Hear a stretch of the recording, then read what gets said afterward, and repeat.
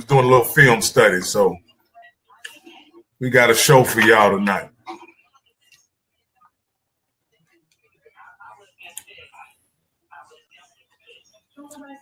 Another HBCU legend scheduled to be with us tonight. Nobody can get the guest quite like HBCU Coaches Corner. Give them about 30 more seconds as they pile in. Man, we ain't got no music tonight. Oh, you can't hear the music? My bad. You ain't got that jazzy stuff going on. Hold on, that's my fault. I got to get it right. I'm glad y'all let me know my music was off.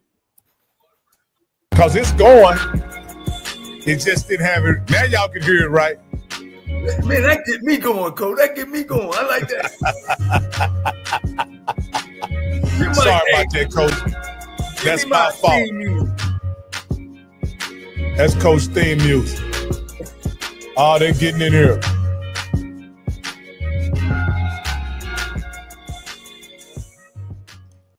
I'd like to welcome everybody to HBCU Coaches Corner. My name is Rocky Miller, your co-host, along with the Rattler, the Bishop, the Detective, none other than my main man, Mr. Stephen Campbell. And for our featured host, the man everybody tunes in to see. And today, you're going to get a treat. You're going to get, Coach going to break out the projector on you today. You're going to be able to see Coach break down a play, a very important play, a play that really something decided the SWAC championship. But we'll get to that later. But before all that, Coach, my man, Coach Johnnie Cole. Man, what's going on, guys?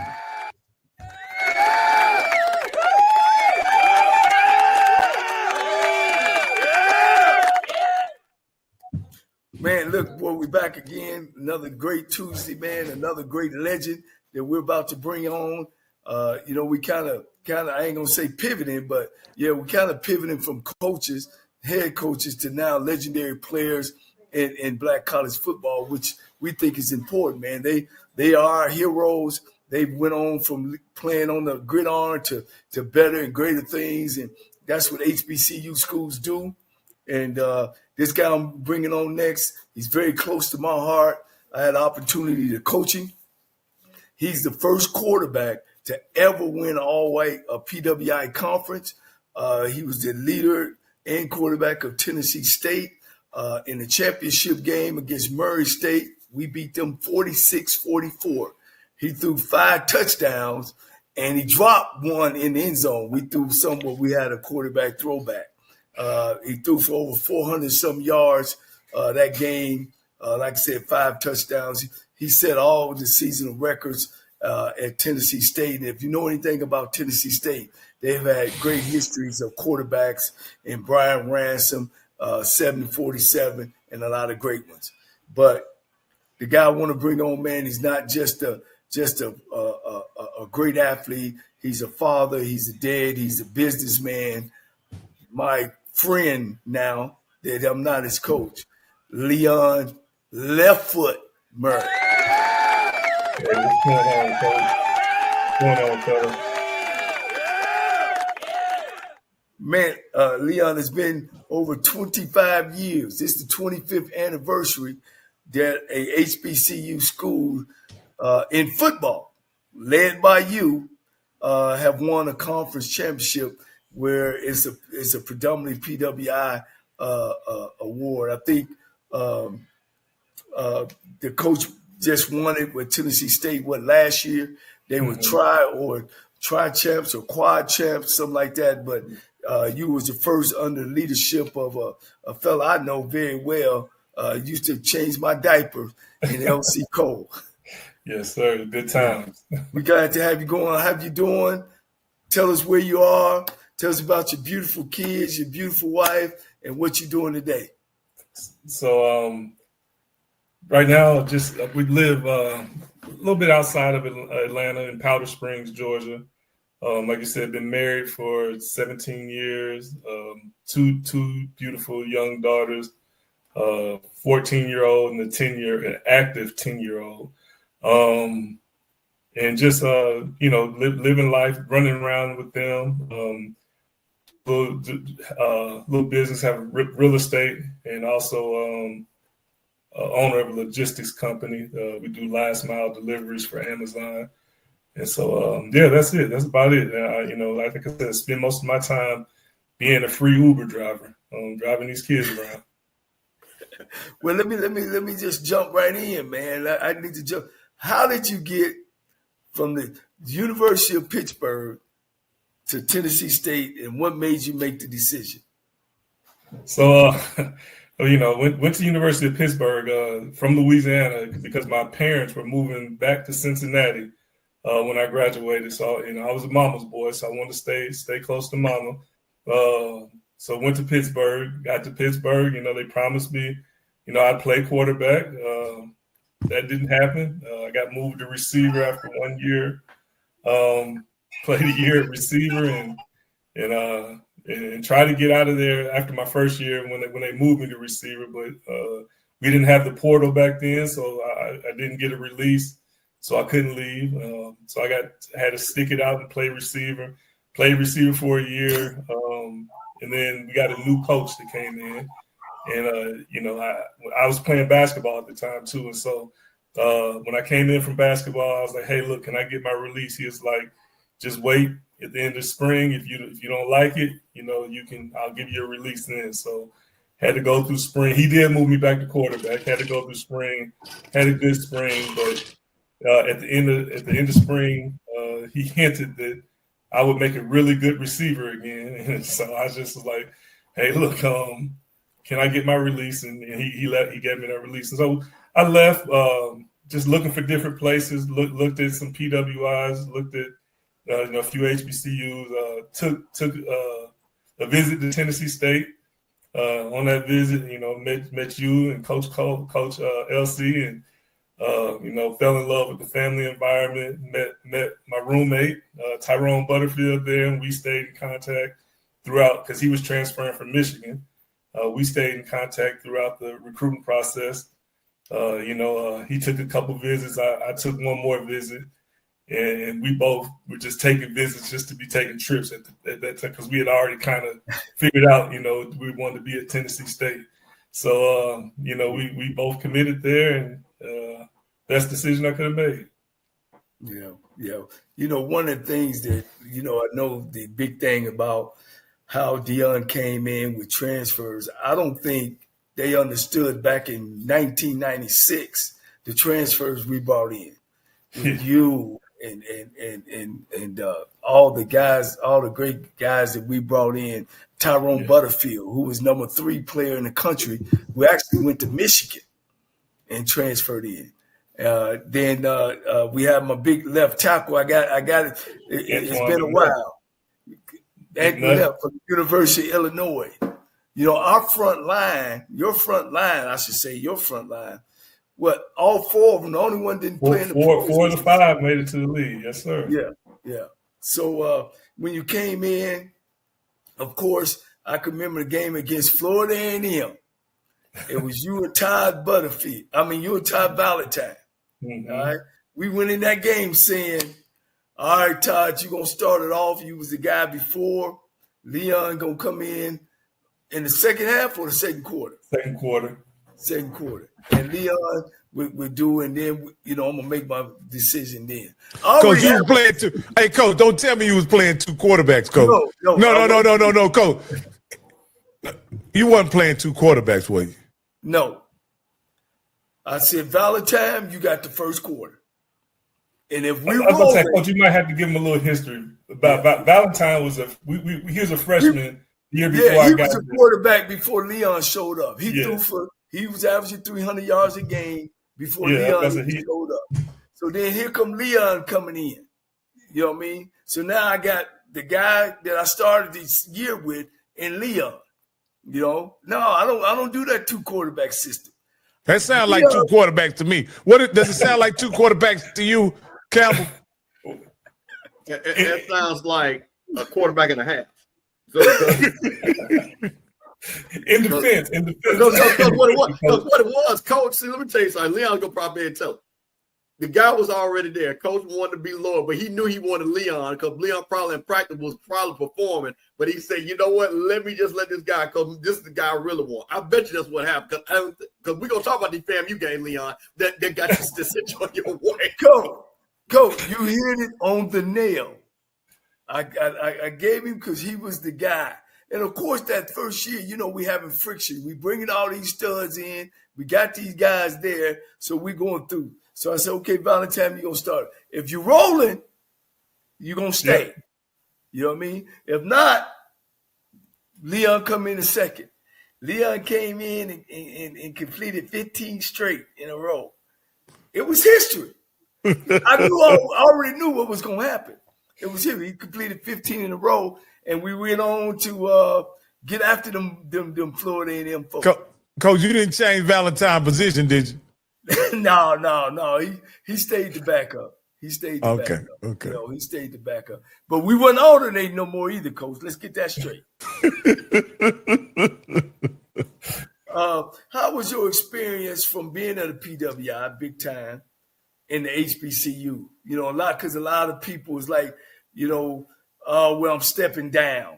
But what was your experience? Yeah, so it was crazy because skill position wise, like it was so many skill players who could have played or should have been playing at those PWIs, the Big East schools or all those schools back then. But the only difference I would say is the depth of the offensive line, and that was where you offense and defensive line. That's where you kind of see the difference. That's all scholarships. He had a lot more scholarships to recruit a lot more big, offensive line. Of course, the resources. Resources are different at those schools, but from a player standpoint, man, like some of the guys I played with at TSU were, some of the best athletes I've ever seen. So that honestly was kind of shocking because I didn't know, like you said, the perception is you're stepping down, but definitely didn't feel that way when you got there and started practicing and seeing the speed that everybody's playing with. It wasn't a step down. Yeah. How did you feel off the field? Was it a different off the field feeling from Pitt to being there, on the HBCU campus? Yeah, it was good and bad difference, right? The good difference was, just being at the HBCU, being surrounded by, people who look like you, people who think like you, people who had the same experiences you have. Of course, at the time, the ratio was great for a young man, a 20-year-old young man, so that was great, but at PWI, it was different. Like I said, the resources. When I would be at Pitt and say I was broke, I'd have money in my bank account. When I was at TSU and said I was broke, I was broke. I had to go find, eat peanut butter and jelly sandwiches and really, figure things out. So, wait, Leon, hold on. I got to make a statement. The statute of limitations have now passed, so he can now make that statement about putting money in your pocket. So, Coach paid me, but Coach, I didn't ask him for any money, and he didn't, he didn't have to give me none. But if I needed something to eat, he was gonna make sure I wasn't hungry. As I said, the statute of limitations have now passed. That's what now, Leon, coming in a black staff led by LC Cole, how did you feel about comparing the staff that you left at Pitt with us? Because a lot of times, again, it's like it's a down level. Did you get what you came there for, or did you see not just yourself being coach? I mean, the numbers speak for themselves, but just throughout a whole program. No, I can really speak for the offensive coaches because that's who those are coaches I dealt with, in day in, day out. I mean, we had some of the best coaching out there. Coach Ehrenfield did a great job with the offensive line. Coach Reese with the running backs, who later became a head coach. Coach Keiss, who coached the receivers, who went on to do, good job, coordinating offenses on different levels. He had you, who put together the game plans that put up one of the most high-powered offenses at Tennessee State, Alabama State, Texas Southern, wherever you've been, and of course, Coach Cole, he just had the organization of the whole program, So, the things we did them first class, as far as travel, like you heard stories and HBCU, the 3 or 4 people in the room, sleeping in the room, and that wasn't none of that going on. Everything we did was first class. It was, of course, again, bigger schools have bigger budgets, so it's different. But everything we did at TSU was, you didn't feel like you were at an HBCU at times. Hey, Leon, tell me about this pregame ritual where he say during home week he take them out in the woods. Where'd you take them, Coach?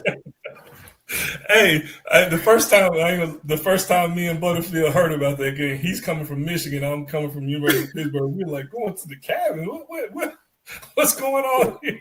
And so we didn't know what to, but for real, it was some of the best bonding that you could do out there, though, because you're sitting. And guys, that was the first time that HBCU schools were taking their kids off campus. Yeah. Didn't nobody do that? Nobody done that. But we were the first ones. And of course it was new to HBCU, so they didn't give us money to take us to a hotel. So LC had a connect with Woodman of the World, a big old insurance company that would send us money. And so we took the kids out to the Women of the World campground on Friday. And we would hold a fire. It was a great time. We go get something to eat, go to a movie, and head out to the cabin. Like I said, it was some horseshoes being played. We tried to sneak a little basketball in when the coaches wasn't around. We had a good time though.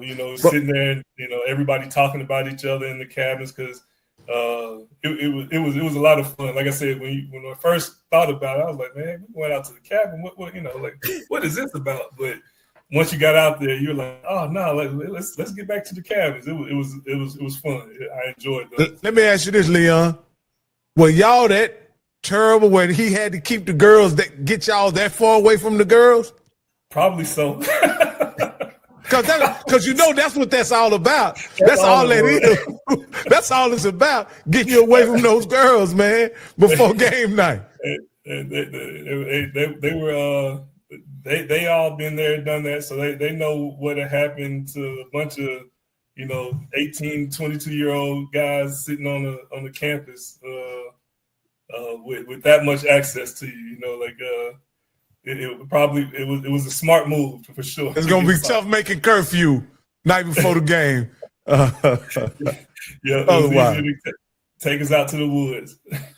Did you know when we ended up losing to Middle Tennessee State, who eventually went to Division I the next year, and we had 10 more games. 8 was on the road. Did you know that we would run the table? Did you feel, of course you guys be having your own conversation, and we really thought we were pretty good. Yeah.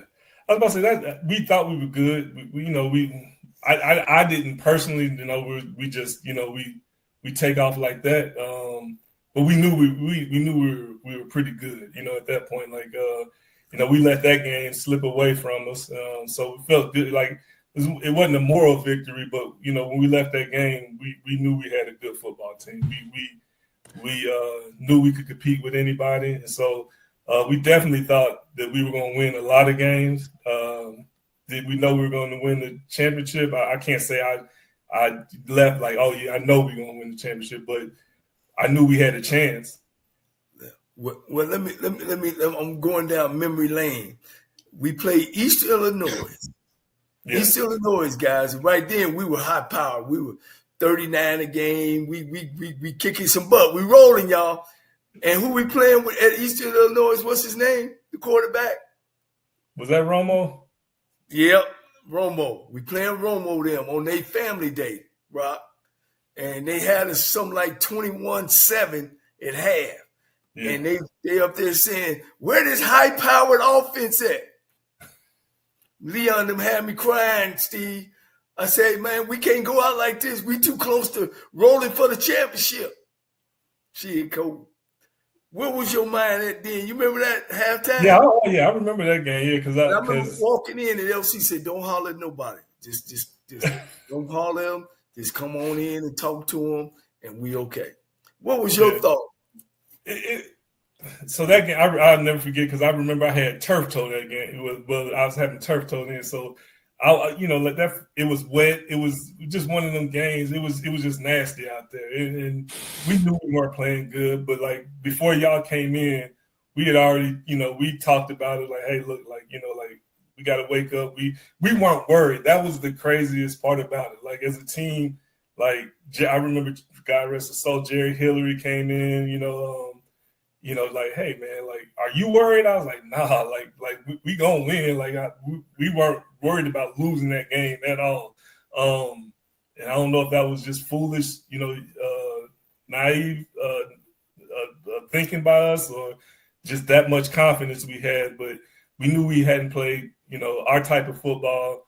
We knew we left a lot of stuff out on the field, and so we were just, talking about what we need to do to fix it, and we weren't really sweating that the performance the first half at all, because we knew we were better than that. Yeah. My last question, I'm gonna turn it over. Man, if you could do it all over again, would you just go and come on to Tennessee State and I wouldn't even have to deal with Valentine? If I could have left after my first year, yep, I would have did that, Coach. Would I have?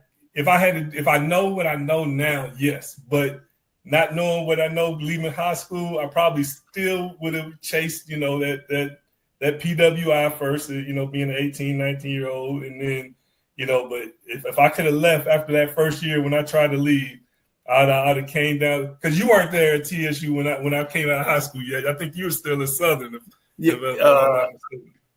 I was at Southern, yeah. I think you were still, because but yeah, so I think I would have came when y'all got there. I wouldn't have went before though. Now you got two little girls, two beautiful girls. One is a heck of an athlete. Yeah. Daddy, I want to look at are you showing them the HBCU, or are you keeping that open? So my youngest, like I said, she that's the athlete. We went to Tennessee State earlier this year, and both of them really enjoyed the game when they played A&T the first game of the season, and they enjoyed the game. Honestly, it's the first time we have been back because they're so active on the Saturdays. I don't have many free Saturdays to get to too many college games. So that was the first. No, that was their second game they had ever been to. My oldest had been to one when she was a little bit younger. But it's definitely an option. I'm definitely going to let them make that decision. I'm not going to force them anyway. They got to create their own path, and I'll support them whatever they do. All right, man. That's awesome. I'm gonna pass it over to now. Here come the real questions. No, Leon, this is what I want to ask you. You say when you were at Pittsburgh, your position had been moved from from quarterback to wide receiver. And then you came to Tennessee State as a quarterback. How were you able to stay sharp enough to walk into that situation and be the starter in the first game when essentially you hadn't played quarterback since high school? Yeah, so I did my first year at University of Pittsburgh. They did. I traveled my whole first year as a quarterback. They took me to every single game as a freshman, dressed me out, did everything as a quarterback. So I played that whole year as a quarterback. Okay. And then that next year, we had 3 receivers that played for us transferred out, and when they transferred out, they moved me to receiver. And then, like I said, when I came back in, so when I played basketball at Pitt too, when I came back in from basketball, we had got a new coach, and he let me come back in the spring and move back to quarterback. But I mean, I knew I was a quarterback. I knew I didn't want to play receiver. I wasn't a receiver. So like I would always pick up a ball and throw it, like even after practice when when we run routes, I would run a route and I'd go to quarterback and throw the ball. And then I'd run another route and go to quarterback and throw a ball. So I never stopped throwing the football. And I never thought about staying at receiver either. So. Oh, okay. And because this is why I asked. We currently in the SWAC, especially, we have a lot of guys struggling at quarterback. I don't know how close you follow the SWAC, whatever. And we don't know if it's and to be honest with you, I was teasing Coach Cole about playing a couple quarterbacks, right? But a lot of teams in this league play more than one quarterback. Coach Cole hates that. He hates playing that they won't commit to a guy. Yeah. In your opinion, I know this ain't necessarily got anything to do with you, but what allowed you to be successful coming from Pittsburgh, where you didn't get any live game reps at quarterback, but then you get in the game first game, and you're able to go 15 for 15. What happened to you in that time frame that allowed you to be successful when you came on the field, and obviously you were prepared to play quarterback? I think what you just said, you were prepared. You knew what to expect. You knew what to do in certain, situations happen. You were coached up. You had good game plans, and you had confidence. That's one thing Coach Cole made sure we were all confident. Like, we weren't going to lack any confidence in that quarterback room. So you knew what to do. You knew, what checks you should be making, what audibles, you knew the game plan. We used to have to get up at 5 o'clock in the morning and come watch film, make sure we knew the game plan. So, we were well prepared. So it wasn't many surprises when stuff happened. We had seen it before, and you knew, like I said, you knew what to expect. So let me ask you this, in your opinion, has there much changed about you also coach? So those of you who don't know, Coach Murray was a coach also. And I'm just asking you, did much change about coaching the quarterback position from what you experienced in college to what you ultimately saw at that level coaching?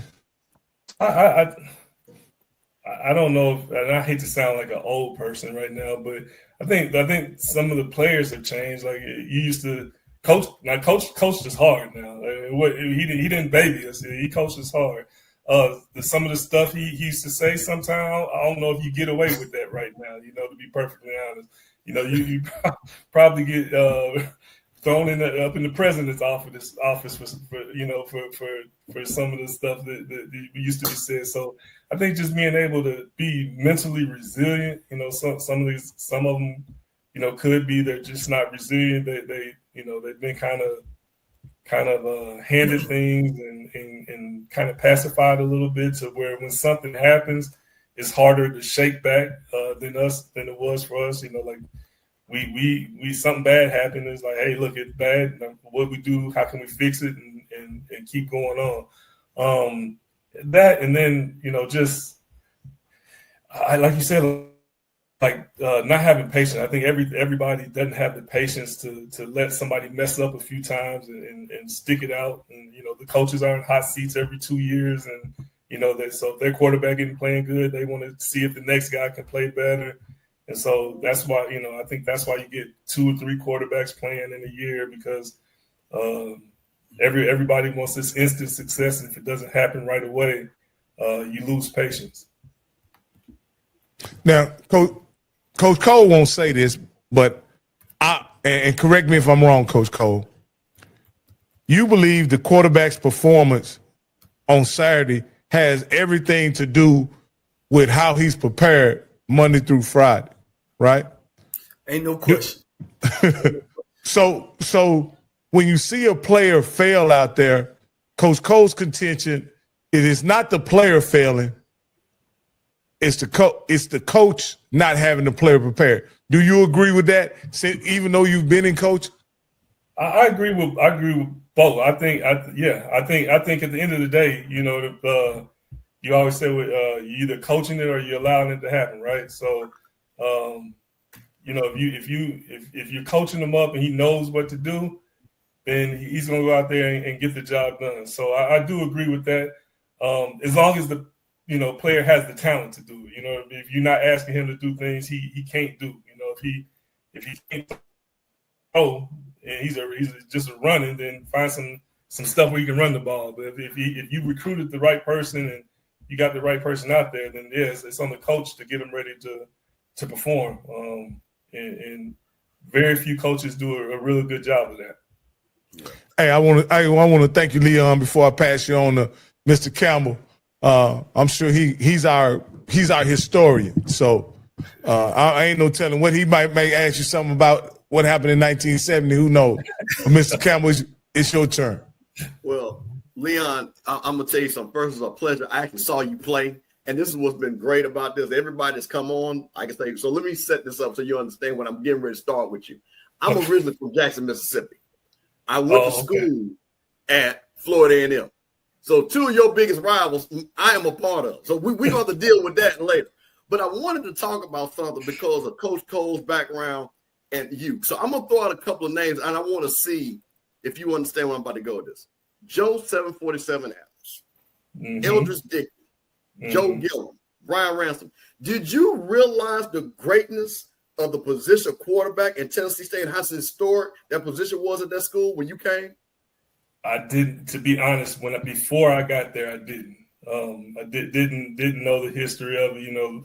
The two HBCUs I really knew the history of were Grambling and Southern, being from Louisiana. Right. Didn't really know Tennessee State's history like that, but learned real quick when I got there about the history because I love football, so it was fun, diving into them facts and learning about these guys and just trying to live up to what they had already established. Being such great athletes and great quarterbacks. Just to piggyback off that, Campbell, go ahead, Joe Gilliam actually, remember Leon? He actually would come and work with us. Mm-hmm. And if you know Joe Gilliam and his background, he was still going through those things.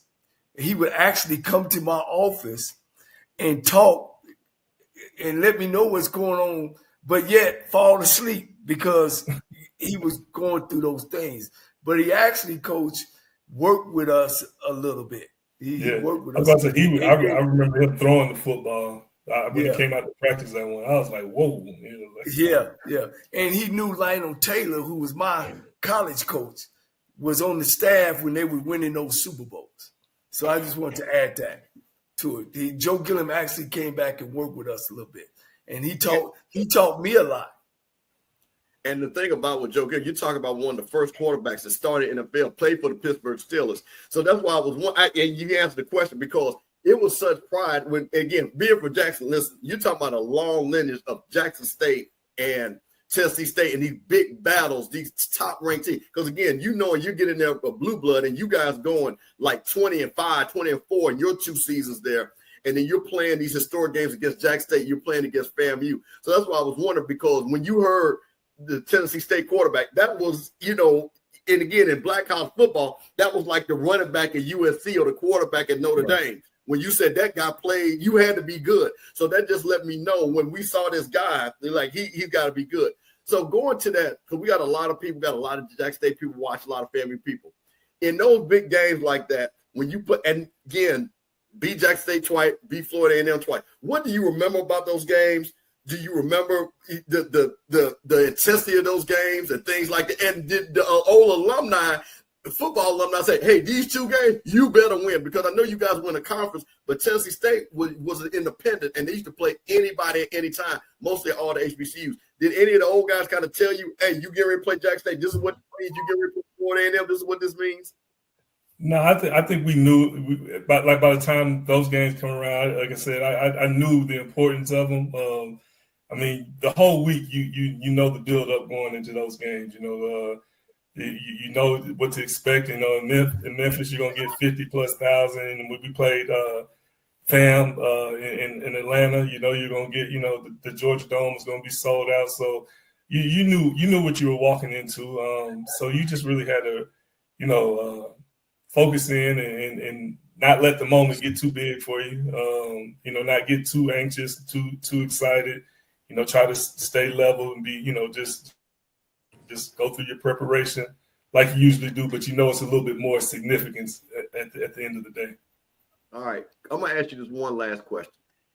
Tell us about this legendary game Coach mentioned against Murray State when you throw for 491 yards, 77 touchdowns. Because what's funny, again, me being around this age, a little bit older, so I'm probably 28, 29, and this is before the internet. Pre-internet, really. And I would go, and there was a great sports writer named Roscoe Nance, and he would write about all the game. And we pick up the paper. We're like, man, did you see what this cat did at Tennessee State threw for 491? Do you remember that game? And how are y'all just cooking like that? We had a great game. So it's funny, like I said, go back to coaching. We had a fullback who had over 100 yards receiving that game because coach saw something in the game where he was open on a lot of underneath stuff, and he was going. The coach told you I dropped one. I caught a touchdown that game too, Coach. Wait a minute, you caught one too. Yeah, I dropped one and then caught one on the. You were slashed, huh? In the end zone. Can you imagine somebody throwing 7 touchdowns and catching 2 themselves? He dropped it, man. But there's no. He might could have got into the Tennessee State Hall of Fame if he had caught that one, huh? Yeah. But no, I do remember that. That's one of the best games I've ever been a part of. Period. I mean, the magnitude of it. That was the first championship, so it was special. We had a block and field goal to have a chance to win that game at the end. And let me ask you this, Leon. I want to ask you this. Y'all were the only HBCU in a PWI conference, right? Yep. Carrying that mantle, what did that mean for you guys, or did it mean anything? Yeah, it was special. I mean, because yeah, like we got some calls that sometimes just leave you scratching your head. Some games, like, man, you go to Eastern Kentucky, you get calls and things that you like, man, like, hold up, man, like you ain't supposed to call us that, So it was special. You knew what it meant. It and I would say, like, after most of the games, this talking that went on before the games and during the game, they kind of would say, hey, look, great game, y'all, at the end of the game. So it kind of came with more respect thing by the time you left. So those were the good feelings, is going in there knowing you're going to get not the best calls in the world. You're definitely not going to have the fans on your side, and then walking out, still overcoming that. Like, we felt it was special. We knew it was special, and it felt the significance was big for us. Yeah. Did you feel as if you were repping the culture as well? I would say so. Yeah. Yeah. We used to spank Florida A&M, Jackson State, like it wasn't nothing. Just sweep them off, bam, bam, bam. But let me say this: those guys, man, was a great group of guys, man. They were so popular, Campbell and Rocky, in the city that the Titans at that time was new in town, right? They'd be at the door waiting to get in. These cats come up to the club. Oh, man, that's Tennessee State. Come on in. They used to get the Titans in the club. We played homecoming, guys. We played homecoming, and we had 44,000 in the big stadium. They were on top, Coach. It was 44,000 in '99 when we went 11-0. Coach, did Steve McNair or any of those guys? I know he's a HBCU guy. Did he ever come around or anything while you guys were there? We talked a few times because I knew so Anthony Dorsett, he played with me at Pitt, so he was on the team at the time, and so I would talk to him every now and then, and I see Steve, like, the sports bar. He owned a sports bar not far from the campus, So I see him and I talk to him and that, but he didn't. I didn't see him on campus, and I don't know if I don't know if he snuck in there and saw Coach of them, but I didn't see him on campus. I would see him off campus, and we would speak, and he would give me some tips and things like that. But no, never did I see him on campus. Outside of when they had training camp? Yeah. Tell us about your time. Once you left Tennessee State, you had opportunity. I think free agent to the Redskins, and then he was also an outstanding coordinator at Morehouse. Where he averaged. What was y'all averaging at Morehouse? The first 4 or 5 years, we was high 20s, low 30s. Depending on the year. You actually helped him go to the playoffs, right? Yeah. First time in school history. At Morehouse. Yeah. And Richard Freeman was our linebacker coach, who was the head coach. Mm-hmm. All tied back to TSU again, like Coach said. So he was the linebacker coach at Tennessee State when I played there. Then he was Coach Cole's defensive coordinator at Lane. And when I was playing arena football, I came in the off season down to Lane. That was a funny story here. Went to Lane just to volunteer because I was playing arena football. And Coach introduced me. They had you at the chapel at Lane, and he introduced me. Told him I was volunteering. The president of the school was in there. He was like, "Hey, Coach, come see me after this." And he told Coach when we walked in there, he said, "Hey, don't nobody work here and not get paid?" And the man cut me a check that day for helping out. He didn't want me volunteering. He cut me a check that day. It had some good times. Well, now, Leon, were you there when Denzel's son was there? I came the year after him. He was there the year before I got there. Yep. Okay. Yeah. Well, Coach, man, we don't want to hold you long. I know you got the family time and the business is going, and I love you like you're a son. Yes, sir. Love you too, Coach. Man, we had a great time, and I know you had a great time, and I want to thank you for letting me be a part of your success, man, because you didn't have to take the coaching. You could have came in with that big-time attitude. You didn't. You soaked it all in, man, and, the rest is history, and I'll never forget those days. Me neither. I appreciate it, but appreciate y'all. Anything else, Rocky? Or No. I just want to say thank you, Mr. Murray, and congratulations on being inducted in the Tennessee State Hall of Fame. One of these days, hopefully. Are you not in, Coach? Oh, no. Coach, hey, Coach. Hey, that's come on now. Hey, look, that's a whole nother story about the 98 and 99. Well, don't feel bad. Bruce Eugene I didn't realize that. Wow. Yeah, don't feel bad. Yeah. But man, that's a whole nother episode of why some of these cats ain't in these Hall of Fames, Coach. That's a whole nother. But hey, Coach, if you want to stay around, y'all want to dive right into this last play, or we want to? Yeah, if you want to look at the play with us, you certainly can, Coach. What you want to do, Campbell? You want to wait, or you want to? I probably say about another 10 minutes, and then I have to go get the little one in the bed. Oh, okay. But hey, Coach, we can go ahead and cut you loose. I want to thank you, Mr. Murray, for being on, man. And with Campbell, if there's nothing else, where can they find you, follow you, or moving forward, Mr. Murray? I have not. I think Instagram is Realtor Coach, maybe. I don't know. I'm very rarely on there. I'll go on there and like somebody's picture, and I'm back off of it. I don't do too much social media, but yeah, I try to stay as low key as possible. Yeah, Coach low key. When we had some real good talks on that sideline during the heat.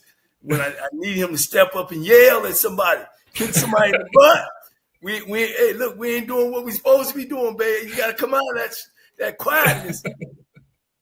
But Yeah, no, he was loved by everybody, I'm Coach. quiet to myself most of the time. Yeah.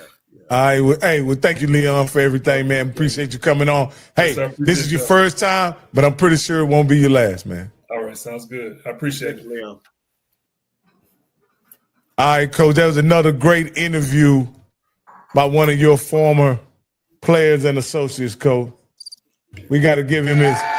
Let's give Leon Murray his flowers, man. He's an HBCU great, man, along with the rest of them. And I guess I can tell everybody, y'all get ready because I'm going to bring on Superman the next time when the show comes. Oh, no. Bring Superman on, Coach. I ain't going to say his name, but they called him Superman. He's coming on next week, Coach. Yeah. Then we're gonna bring in another cat, man, played back in the 90s, old school, national champ quarterback. So we got a good lineup. Hey, Coach, you getting everybody, Coach. You getting everybody. Hey, Coach, maybe you sure we want to have Superman on here, Coach? You know he's from Jackson State, right? Yeah. Well, Campbell, should we have him on here? You doggone right, man. Superman, listen, I already got that ready, boy. Listen, I don't know if I'm going to have a background. I might have to have that video when that boy put them shades on. Y'all don't rock. You don't know nothing about that right there. You need to go look at when that boy put them shades on, let you know who he was. Come on, man. Hey, we're going to bring Superman on here, Coach. And we're going to get them all, man. We're going to get them all, Coach. I've been lining up and my connections been feeding. They like the legend, the legend period that we have in our show, man. I think it's good. Well, you say this is a legend series we have in here, Coach. Yeah, it's a legend series, man. We got. Let me say one thing. Let me say one thing. Go ahead. And Leon was being very humble. That man, let me tell you something, and I'm serious about it. And Coach knows this because Coach was there and Leon. When you were the quarterback at Tennessee State, and Rocky, I'm telling you something, them cats, whoever the quarterback, because Tennessee State was forward thinking way back. Because you got to understand something. It was guy, and I think Joe 747 Adams, the reason why he went to Tennessee State because they threw the ball. And they were ahead of the game. And this is what I'm saying. When some of these people talk about the coaching now and things like that, you're talking about legendary coach that had legendary offense. Rocky, these guys were throwing for 2,500, 3,000 yards like it wasn't nothing. You know what I mean? And I'm talking about complex offensive systems where these quarterbacks would, like what you see today, it would be embarrassing if those guys could get a teleport and come now. It would be, they were literally, like Michael Irvin said, I'd catch 200 passes. These guys throw for 5,000 yards at this SWAC now, or MEAC. Easy to Tennessee State quarterbacks. That's how crazy those guys are. And that dude there told FAMU and Jackson State up. And like you said, they come to Atlanta rolling that FAMU part. Now we had Billy Joe. This one we had a bomb squad. Okay, so we're winning the MEAC, and these guys are winning the OVC, and they're beating us, and we're going to beat playoff teams. So man, just really, really amazing that and I appreciate Coach because I think what happens is, and I'm going to make one thing because what bothers me sometimes, we have people that think HBCU football was started in the 2000s. That's all they talk about. And they don't understand that these quarterbacks and these guys like a Leon Murray and guys like that were just tearing it up. Like I said, we saw, like what you saw with Jacoby Morgan, Andrew Body Coach, tell them we saw that every week. That was every week, Coach. That was every week. It was every week. It was every week. Every week. So that's what I'm saying. So that's why people were excited. And people that's my age, when I'm sitting up here seeing a game when you see Jacoby Morgan and again, these historic programs, when you saw those battles like that, again, we talked about Bruce Eugene and Superman Kent, Kent going for 500 something crazy, you know what I'm saying? And all these things like that, him and Darnell Kennedy. And then Bruce Eugene coming in to playing those games. So we saw those games. So, I just kind of wanted to put that out there and let you guys know the people that we're talking about, man, these are some superstars, man. Yeah, it looked like Coach may be having some. So, hey, first off, I want to thank everybody for watching this stream on the Off Script channel. I had to get through that Leon Murray interview. I wanted to get the complete interview on the Off Script channel. We're about to suspend the stream on the Off Script channel, but you can always catch it on the home of HBCU Coaches Corner on the Rocky Miller channel. So I'm going to paste it up in here one more time. Y'all hit me with the ones once y'all switch over, and then I'll suspend the stream on the Offscript channel. I want to thank you guys for watching on the Offscript channel. Now, Rocky, you have a little bit of sound problem too. You sound like a trans. I do. Lagging. Oh, maybe we got some lag going.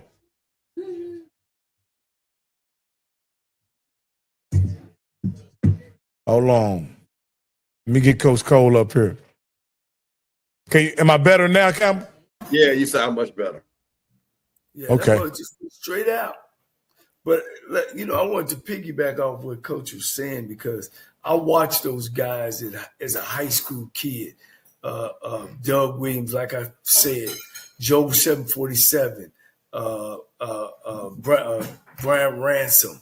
I mean, man, it was 747. It was just great quarterbacks at all these schools, man. That could do it. You know, Leon was a gentleman. He was a soft.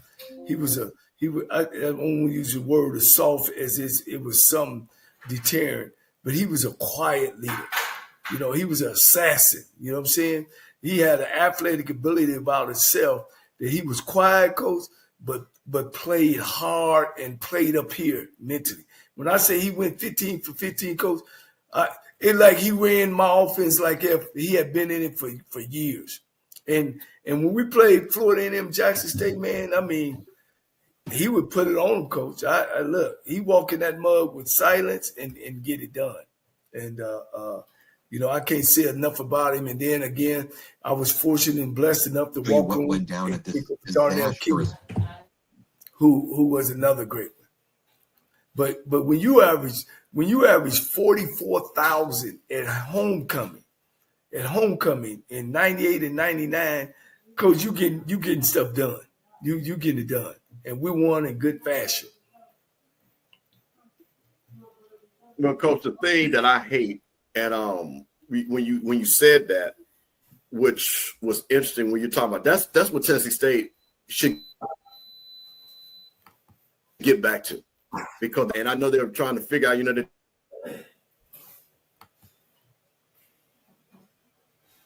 Coach, Look like he may have broke up a little bit, Coach. Can you hear me, Coach? yeah, I can hear you guys. All right. No, Look like you paused. Go ahead, Campbell.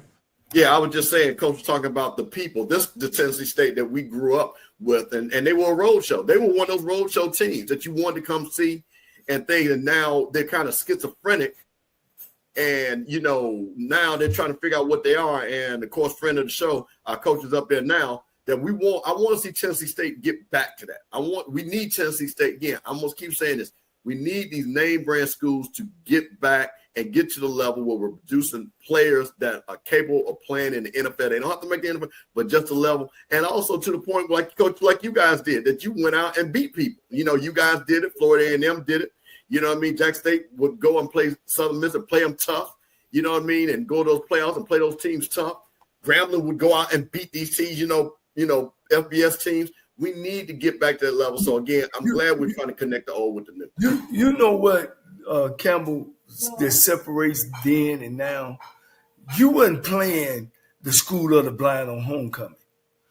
You know what I'm saying? Not only did your Florida A&Ms and Jackson States and your Gramblings and your Tennessee States played each other, they also, outside of that, SMU, you know, the Southern Miss, the Mississippi.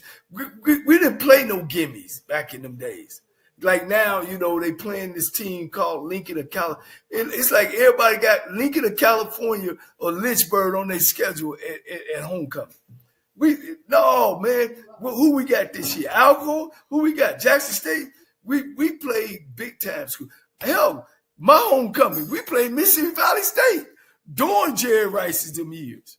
You know what I'm saying? It wasn't no playing. Let's play a gimme to win the game. It was who's next. Hey, Coach. Let's go ahead and go. Let's go ahead. We got some people. We got quite a few people on here, Coach. Let's go ahead and do this film study, right, Coach, and then we can go review the game.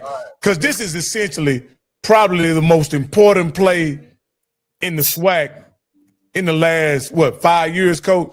Yes. All right, Coach, set this play up, Coach, before I roll it. If you can see it. And I'm gonna walk you guys through it. So just be a little patient. Before you get started, because we got to set this up right, because I want to read the caption of the person that posted this. And let me say something, guys, and this is why this is important. We have a championship coach. You have seen the guys he coached. So this person who posted this, I'm going to read what they said. Coach, I need you for the beginning of what I read to say why he's automatically wrong and don't know what he's talking about, okay? So This guy makes this post, and he says, let's analyze the Alabama State-Jack State last play of the game. 1, Alabama State wide receiver should have went in motion to the right to neutralize JSU linebacker and clear the left side of the field. 2, Alabama State's left guard and tackle shouldn't have double-teamed the JSU tackle. 3, therefore, JFCU defensive ends went unblocked and disrupted play. Coach, let's talk about what he said, number 1. ASU's wide receiver should have went in motion to the right to neutralize Jack State linebacker and clear the left side. Tell me why that's wrong, Coach. If he would have, it would have been a legal procedure where now it's 5 men in the backfield, and you can't have 5 men in the backfield. You can only have 7.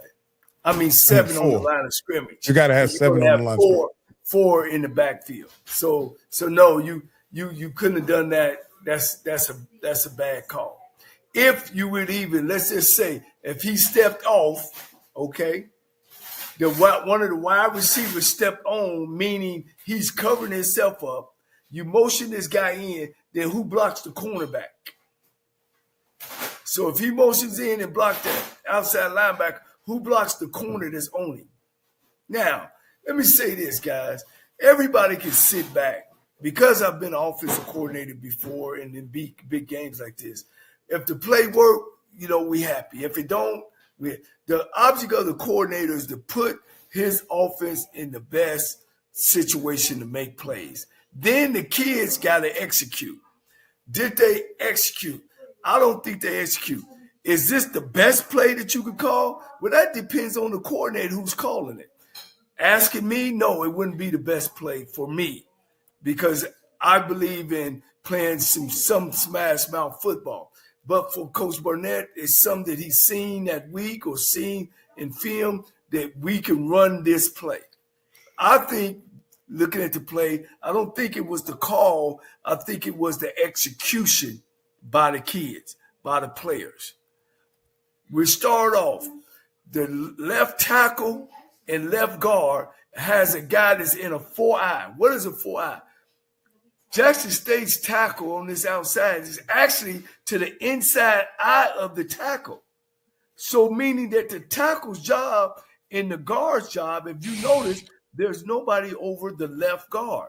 The guys in what we call this is a 4-eye, a shade on the center, a 3 technique to the right, and a 5 technique outside of the tackle to the right. All right, now, Coach, hold on. Wait, stop right there. Explain it, because, again, I'm going to say this again. We have a coach, and you have a lot of people here that they listen to ESPN, and they think, tell the people the difference. Tell people what a 3 technique is and what a 5 technique is. What is a 3 technique is on the outside shoulder of a guard, which right now the 3 technique, it looks like it's to the right guard, which is to the field. The shade is to the center. He's to the left side of the hash mark. And this 5 technique, which even if I would have seen that guy sitting at a 4-eye, well, what's a 4-eye? A 4-eye is inside the tackle. I'm saying to myself, we're going to walk in this play because my guard, my center is going to reach the shade. My left guard and left tackle should take a 4-eye. We got angles. The tackle is outside of the 4-eye.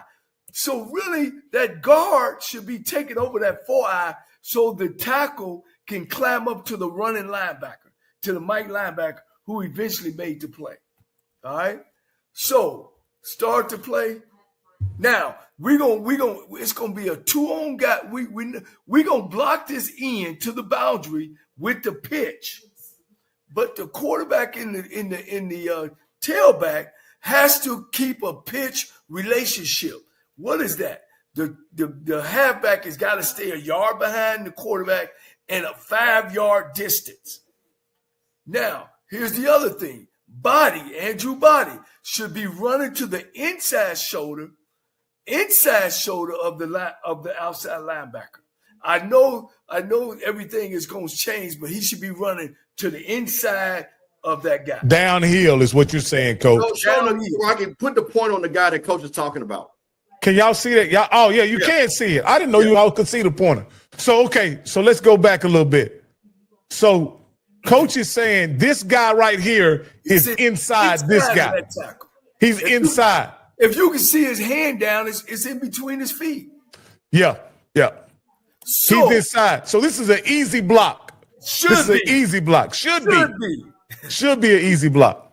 But here's what happens. Look at the tackle's left foot. He steps on under step. You teach offensive linemen to make contact on the second step. What does that mean? And why is this important?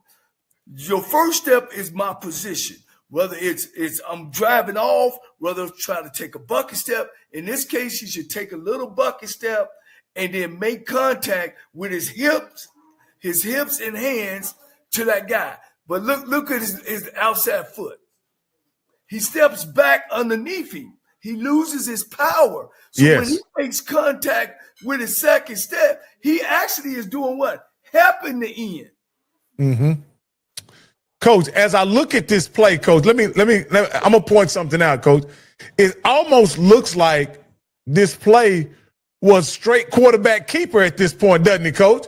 Like right here, it looks like straight quarterback keeper, doesn't it? Yes. So if it was quarterback, and the reason why it wasn't quarterback keeper, then this back should be hitting that outside guy, and Body is running around the end. If that's what it was, I thought it was a quick. He could hit that guy right now, and then that leaves Andrew Body, one on of the best linebacker players in our conference, would have got that 1 yard, I think. Because here's come the linebacker. Knowing Body, if it was a quarterback run, he would have beat that guy, I think. Now, Coach, well, I want you to keep going, but what I want you to do in fairness, because your brother, legendary defense, I want you to also, because here's the thing, I know, and I'm going to say this, and I'm going to put my Jack State hat on. I don't think Jack State's coaches get enough respect for the defense and having them ready to defend this play. Because to me, when I'm looking at it on both sides of it, clearly the defense was prepared to stop the play. Yeah. So now, no let matter let me go back. Okay. He's absolutely right. Usually, or sometime, or most of the time, when you line up to the boundary, a defense would slant to the field, knowing that the field is the wide side. In this case, I'm gonna have to hand it to their defensive coordinator that evidently what he's seen, that this play was coming, and he slant everybody to the boundary. That's unusual. He slant everybody to the boundary because he felt like this play was coming. Whatever Coach Barnett would show, this defense coordinator would feel that this is the play he go to for short yardage. Maybe in the film that's what he's seen. So short yardage, 1 yard, guys, we're gonna line up. We're gonna show them that they think they got the option, but we gonna slant everybody. Let me ask you this here, Coach. I gotta ask you this play, because this is bothering me as I watch this play. Yes, sir. To the short side, you got 1, 2. Hold on. Sorry. To the boundary side, you got 1, 2, 3, 4, 4 interior defenders. To the field side, you got 3. Why wouldn't you swap the play? No, Coach, it's even. That linebacker, Coach, is in the middle. Oh. That linebacker's on the hash. So you got 3 left, you got 3 right. He's on the hash mark in the end zone. He's in the back of the end zone. So he's on the hash. Yeah, he's on the hash. He's in the middle of the field, Coach. Why? It's because he's got a gap that he's gonna fill to the right, or he has a gap over the 3 or in that A gap to the left. Now, Coach, hold on. Just use another term. Wait a minute, Coach. Tell people what the A gap is. Okay, the A gap is between the center and the guard. Front side A gap is to the right. Back side A gap is to the left. So he's going. That's what he's going to run. They're telling the defense is saying strong left. All right. That's why he got the 4-eye. He got the 4-eye there. So if anything came to the B gap, to the C gap, he's sitting in there. This guy right here. The guy in the 4-eye. Which guy's in the 4-eye? This guy? Left tackle. No, over the left tackle. Oh, the left tackle. Yeah, okay. He's sitting in there. That's his gap. He's got this gap. Yeah. This one right here. Yeah, they slanted. They were prepared for this play. Because he slants outside. Yes. He slants. You see that? But he slants outside.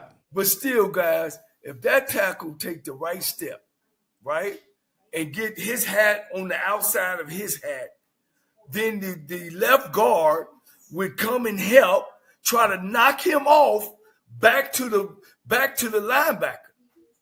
That linebacker coach is running like heck. You know why he's running like heck? Because he sees full flow. What is full flow? Both of the backs are going to the left. So he out and running. Now, run that back. Body should be inside. He should be inside that guy that's hitting him. And this back, both of this, the back step is wrong. The back is supposed to take a belly step and get deep, but keep a 5 or 6 yard relationship between him and the quarterback. So you saying body should be going here, going straight to inside this guy's outside of that tackle's leg. Yeah, out here. Right. Out here. Right He here. should be there right now. Watch body's feet when he hikes. See where it goes? Wide. It should be boom, straight down right now. I want to put pressure on him right now. I want to make this guy make a decision right now. If he's going to tackle me. Coach, everybody in this screen, nobody going to keep the ball, Coach. That's my deal. Everybody knows body going to keep it. Yeah, that's what they wanted. And this back should have stayed outside. All right, go stop right there. Right there. See where body is getting hit on the fight. See how close him and body is, the back and body? That's too close. It's not a good pitch relationship. This guy should have been back at least 1.5 yards. So when he catches that ball, y'all think that linebacker would have tackled that guy running to the pylon? No.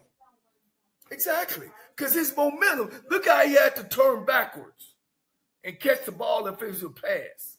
So just to make a long story short, this is not a bad play, but it's poor execution for sure.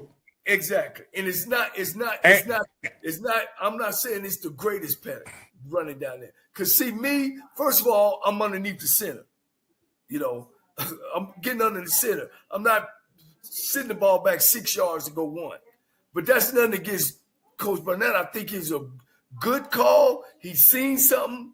I wouldn't argue with him. I'll be just like Coach Eddie Robinson. We didn't get in. Give him a hug, man. We were in this fight. But I don't think that they executed this right from the tackle. Let's see the guard step. The place at guard. He reaching. He trying. See, all of them's first step should have been with the left leg. The whole line. Oh, he steps with his inside leg almost. And you're losing power, Coach. You're losing power. Great point, Coach. Hey, Rocky, let me say something. But Coach, I want to ask you this. Yes. Because shout out to the people that watched the watch party. It had a lot of people. I was rocking and Rocky came on.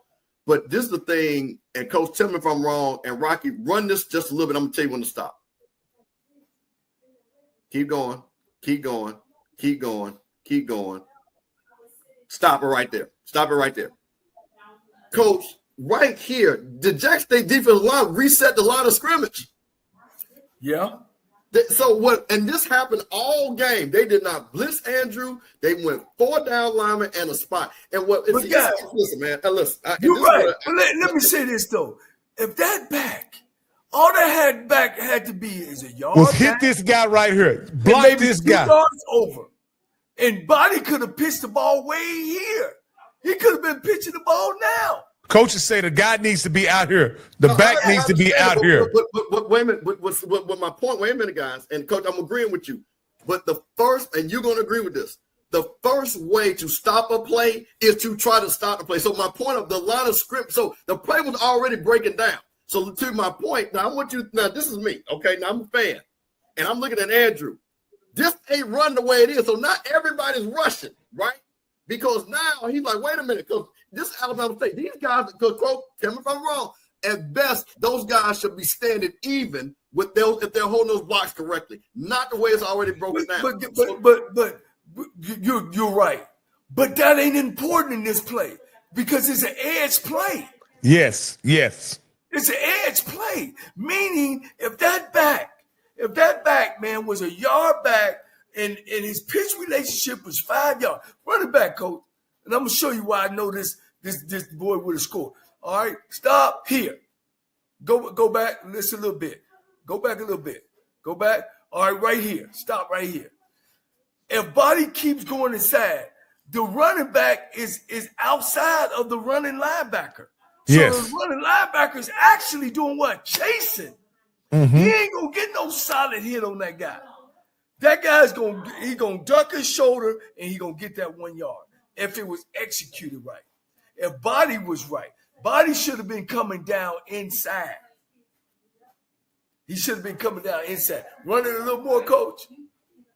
Then stop. Stop. See, Body is really ready to pitch. But he can't pitch the guy. Yeah, he can't.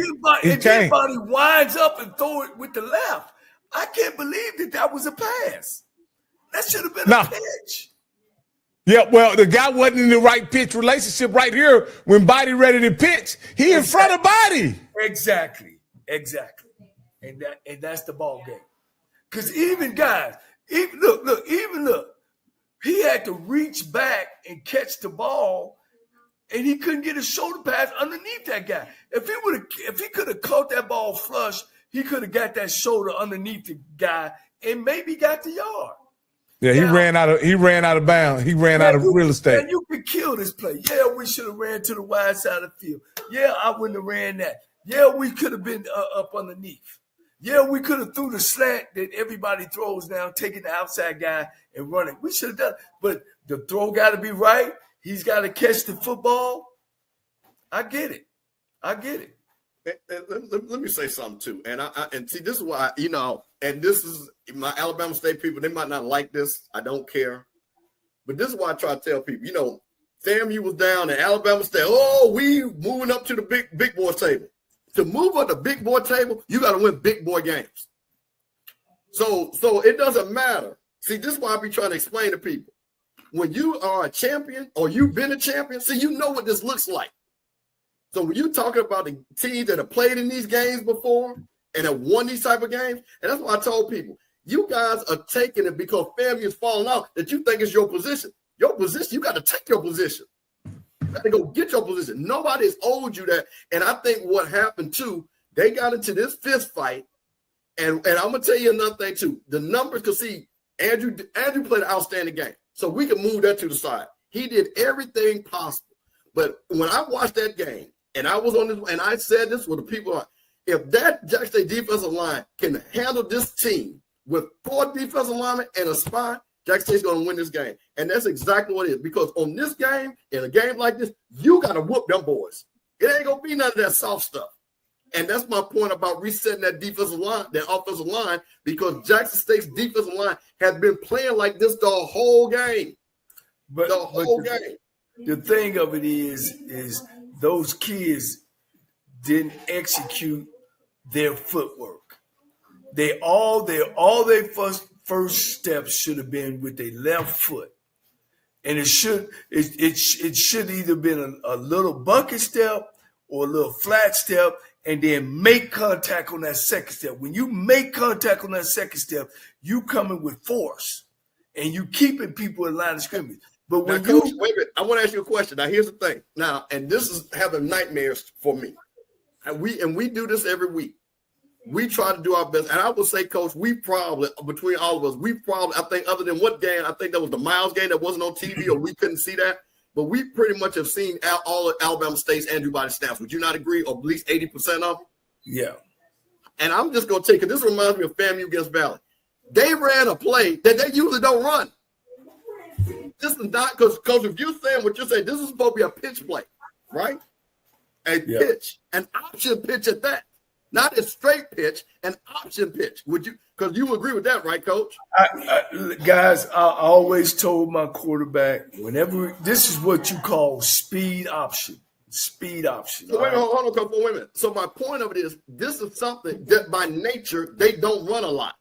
And it was the same thing when I saw with FAMU. We never with Daniel Richardson ran a speed option. First of all, Daniel Richardson wasn't fast enough to run it.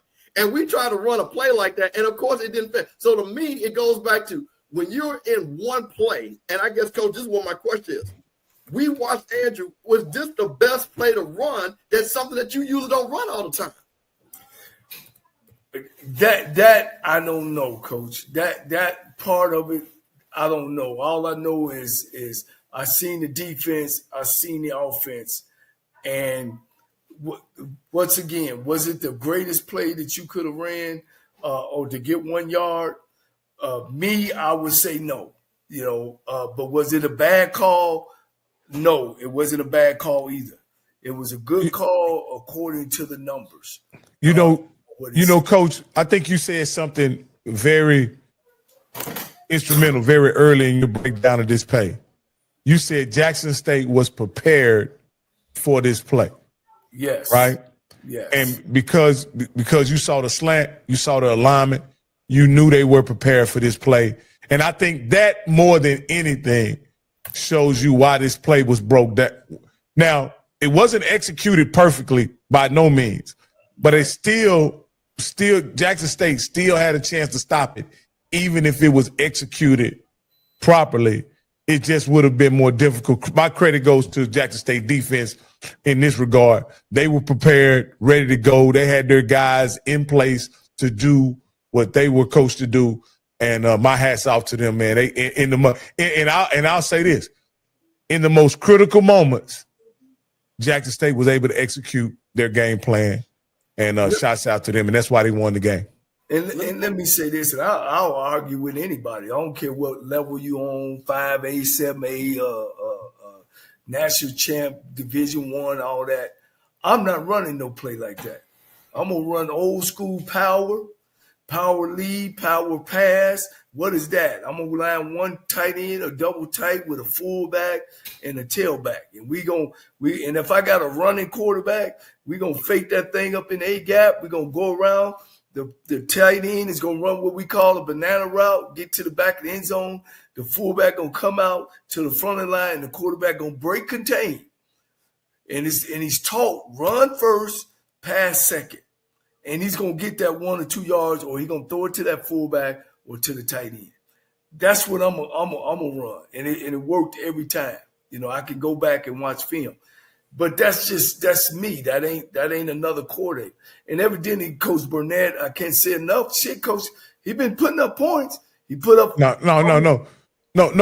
Hey, no not to Coach Burnett. I know we've had a lot of I didn't like the play off the bat. But again, he was responsible for putting up all 34 points they scored in a time crunch. The execution broke down on this play, and they weren't able to get it. But again, shout out to Jackson State. They did a good job. We can go over the game. We'll go over the game a little later. I want to do one more thing. I'm going to say one more thing. And shout out to Coach Eddie Robinson Jr. Because when he got on that coach's call, it was no excuse. Yeah. It was no BS. He said we ran the play. Jackson State made a great play. That man, see, that's a man's man. That wasn't no, because we get on that coach's call and we didn't do this and we didn't do that. He said, man, we ran the play. They stopped it. Tip they had, we go on to. So shout out to Coach Eddie Robinson, friend of the show, because that's a man's man right there. I'll get to this. I'll get to this when we break down the game. Yeah, that's why I don't like the spread. It limits you. it's a finesse play and it's not a power system. Can you run power plays out of that? Yeah, but it still ain't the same without that fullback and without that tight end in there or extra lineman. I'm just not a favor of running four wides on the football field and just running one back. Yeah. Hey, guys, we're gonna look at the MEAC, then we're gonna get to the SWAC guys. So the looking over the MEAC, the Fighting Deshaun Jacksons put it on Southern Connecticut State as you guys thought they would. 70-23. Any surprises there, guys? Well, I guess I'll go a little. I don't know. Coach stepped off for a second. I actually watched this game, and let me tell you something. Every week, I'm more and more impressed with Deshaun Jackson. Now, of course, they played a low-level team, but I just got to tell a quick story, and then Rocky, we can move on quickly. This was Deshaun Jackson. He had never been to an HBCU homecoming, and he talked about in his press conference how amazing it was. And basically, Deshaun, and without him saying it, I ain't never seen this many educated black folks in my life. That's what he wanted to say, because he called himself, and he was like, people. But just to show the magnitude of what a black homecoming, HBCU homecoming is. And, man, just to see that he had multiple quarterbacks, multiple players making big plays. And, again, just to see where he has his team functioning. And the thing, what he said about his coaches, he was talking about Coach Clinton Portis. He doesn't just talk to one of the running backs. He talks to all the running backs because he wants to make sure that all the guys know what they're supposed to do if they're in that situation. So what I like, you know what? You play a low-level team, this is what you do to them. Shout out to Deshaun Jackson at Delaware State. All right, Coach. Deshaun, hey, Coach, if I'd have told you in the middle of spring last year that Delaware State was going to come out of non-district play 4-3, what would you say? I wouldn't say yeah. I wouldn't say yeah. They would be coming out there. No, I wouldn't say that. But then again, you take your hat off to them because not only did they bring a guy in that they knew that was taking a job for the first time, they prepared. I take my hat off to the administration on putting a schedule together like this. We know out of the 7 games they played, 5 of them probably was Division II teams or 4. Which was good to give him a start, to give their team a start, because we need wins at Delaware State. We don't need to be showing up. We need wins. So I think as a unit, not just only with Deshaun Jackson, but the administration who put together a great preseason games, to get us a win, to get our confidence up. Confidence can take you a long way. So, we're going to get in the bread and butter and the thickness of his schedule, and we'll see how he comes out. All right, Coach. All right. Next up, this game was much more competitive than we thought it would be, Coach. South Carolina State was hosted by North Carolina A&T on homecoming. To me, this is a great homecoming matchup. Nobody schedules homecoming opponents quite like A&T and Southern. I don't know. You can say what you want to about those two schools, but Southern, since I've been watching HBCU football, Southern and A&T really know how to schedule homecoming opponents. But with that being said, this was a very competitive game, surprisingly. South Carolina State was able to pull it out in the end. I personally was very surprised about that. I think we all took South Carolina State, and we thought they would win easily. Were you surprised as the fight that North Carolina A&T put up in this game? Well, let me say this. The score was 22-9. A&T scored that last touchdown to make it close. They were up 9. South Carolina State won. It was 22-9, and then they made a little bit. In the fourth quarter, they were leading 9-7, though, Coach. That's what I meant. Right, but that's what I'm saying. 9-7. And then they scored. It was 22-9, and then they scored another touchdown to make it cute. Okay, so that's what I'm talking about. So listen, I think what A&T again, they can build a program. They got the facilities, they got the location, they got the money, and again, we'll see what happens. But again, I wasn't surprised that South Carolina State did what they did. I mean, they were going to do what they did. So, now we get into MEAC play for those guys, and we'll see. The question is now, can North Carolina A&T get another win? That's the question. Because the rest of it doesn't even matter. You're muted, Coach. Here's the question: how good is North Carolina Central? And we'll get to them because they plastered North Carolina A&T. Now I don't know if A&T don't win and recruited and got some players, but South Carolina State seemed like it was just good for them getting out of there. At 22-16, it wasn't even no contest at North Carolina Central. So if you looked at just numbers, guys, it looks like it's going to be North Carolina. Well, we'll talk about that later. Yeah. But look at this here, Coach. Now this game right here, we all thought Sacred Heart would win. I think we all picked Campbell. You might have picked Howard, right? I think I did pick Howard. But we thought Sacred Heart would win, Coach. Now this is interesting right here, Coach, because Sacred Heart dominated this game from start to finish. Not the first half. Not in the first half, but the second half. Yeah. The second half, they dominated the second half when Delaware State gave them a fight the entire game, right? Can we take anything away from this game that Howard lost in convincing fashion and say that Delaware State will be live in the game when they play Howard? They'll be a live opponent and they'll have a chance to win that game? Well, you got to go back and watch that Delaware State beat Sacred Heart.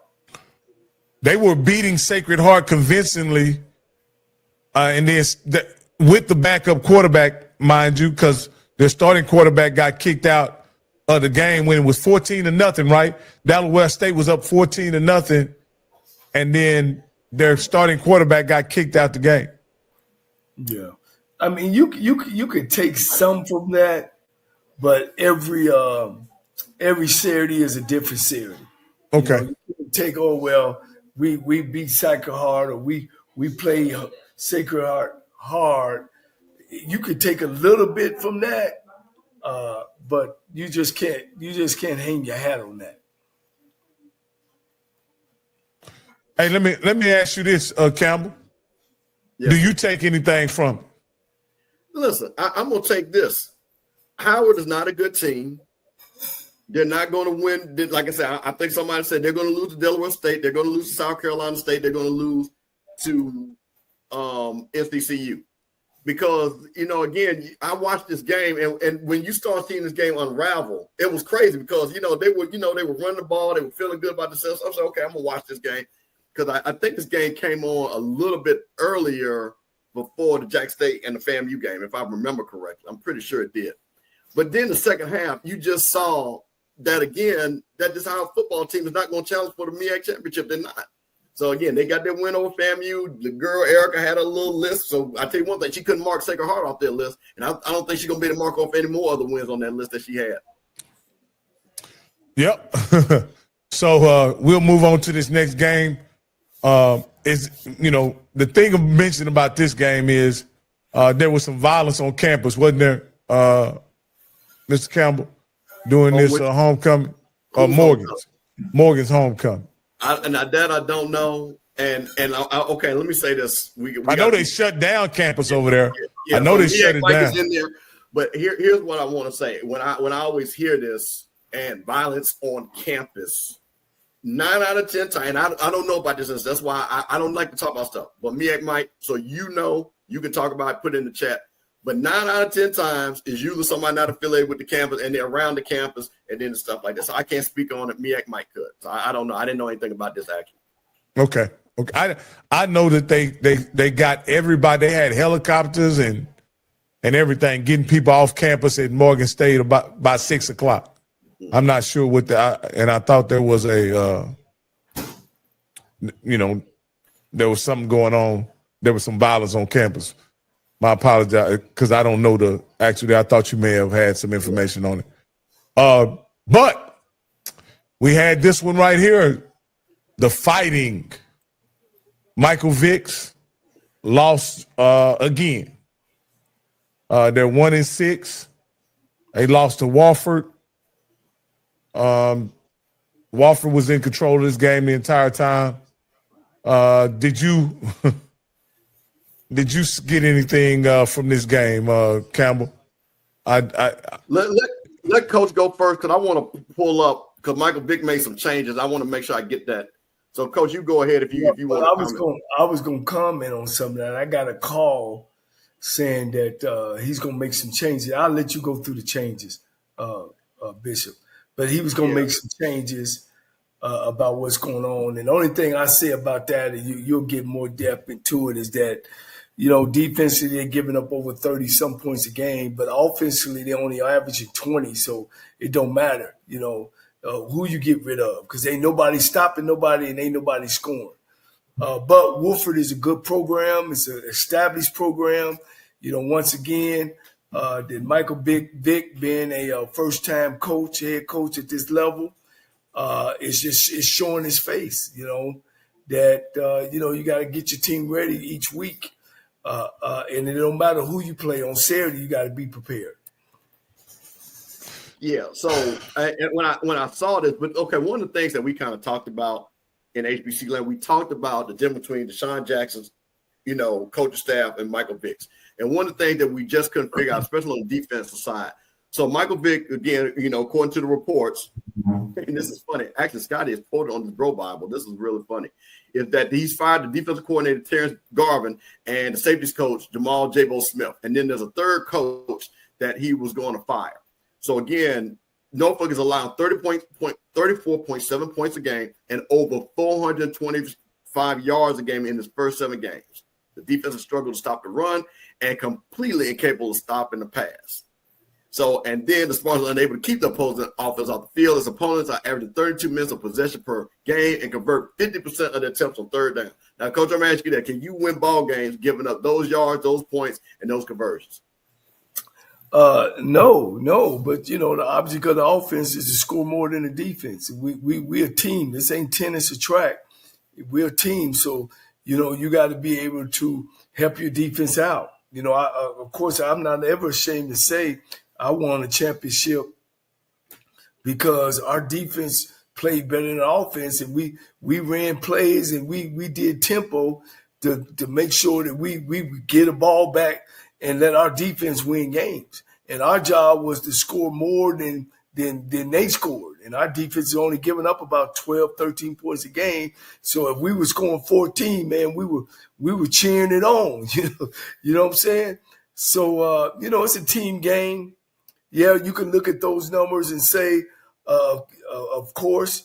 But once again, if you're looking at defense, make sure you look at the offense. And surely you got to see if you're flipping the field, if you're turning the ball over, time of possession. So it's more than it just being black and white. But I see what you're saying. All right. We're going to move on to North Carolina Central and Florida A&M. I'm going to step back on this one because this one speaks for itself. We all predicted North Carolina Central. And Campbell said that they would score 50. I just want to let you know, Campbell, you were wrong. What else do you have to say about it? Well, you know what? That's because the time ran out. Because they tried their damnedest, and I told everybody what was going to happen. Here's the thing, and this is no secret, and Coach Cozy understands this. There's disarray with this program. The coaching has been substandard. The quarterback play has been substandard. And you cannot sit back, and I don't want to hear, well, we play, Alabama State, one of the best teams, and North Carolina State. This is Florida A&M University. Anybody you play, you should be equal to. And for us to sit back and to think this is acceptable, it's not. And Coach Cozy knows this. So this ain't no secret. I hate when people, you can't. Coach Cozy knows this. You cannot 45-7, 42-21 against Alabama State, 2 back-to-back 40-point losses. at Florida A&M University. 28-0 at halftime. There you go. So when you're looking at this and you got people in the crowd, you got homecoming. So hey, I'm going to tell you this. Buckle your chin strap for that 220 club meeting tomorrow in the evening. They're going to have a 220 after dark. And these are things that, again, that people that support the program, that love the program. And the thing about it, after a while, you can't keep saying, well, we're going to stay or stay late. You got to acknowledge what it is and then figure out. So I'm not talking about should he get fired or whatever. What's going to happen is going to happen. That is not for me. I do not work for Florida A&M. That is for the people that get paid to make that decision. But what my disappointment is, and I think anybody that's a Rattler fan, is that you want to see. It's no problem with a better team. I can respect that. But when you do not see the execution, when you do not see the energy that's needed from the players, and I'm going to keep saying there's a difference between playing football and being a Rattler. We need football players that want to be Rattlers because that is the big difference. You know, guys, it's funny about our show, guys, that we got coaches who run from our show. We got coaches who gravitate to our show. And it's funny that the ones that gravitate to our show, they are the show. You know what I mean? Listen, at Florida A&M, Coach Cozy's been on our show twice and kind of, ducked this last time, but maybe he felt and seen that something that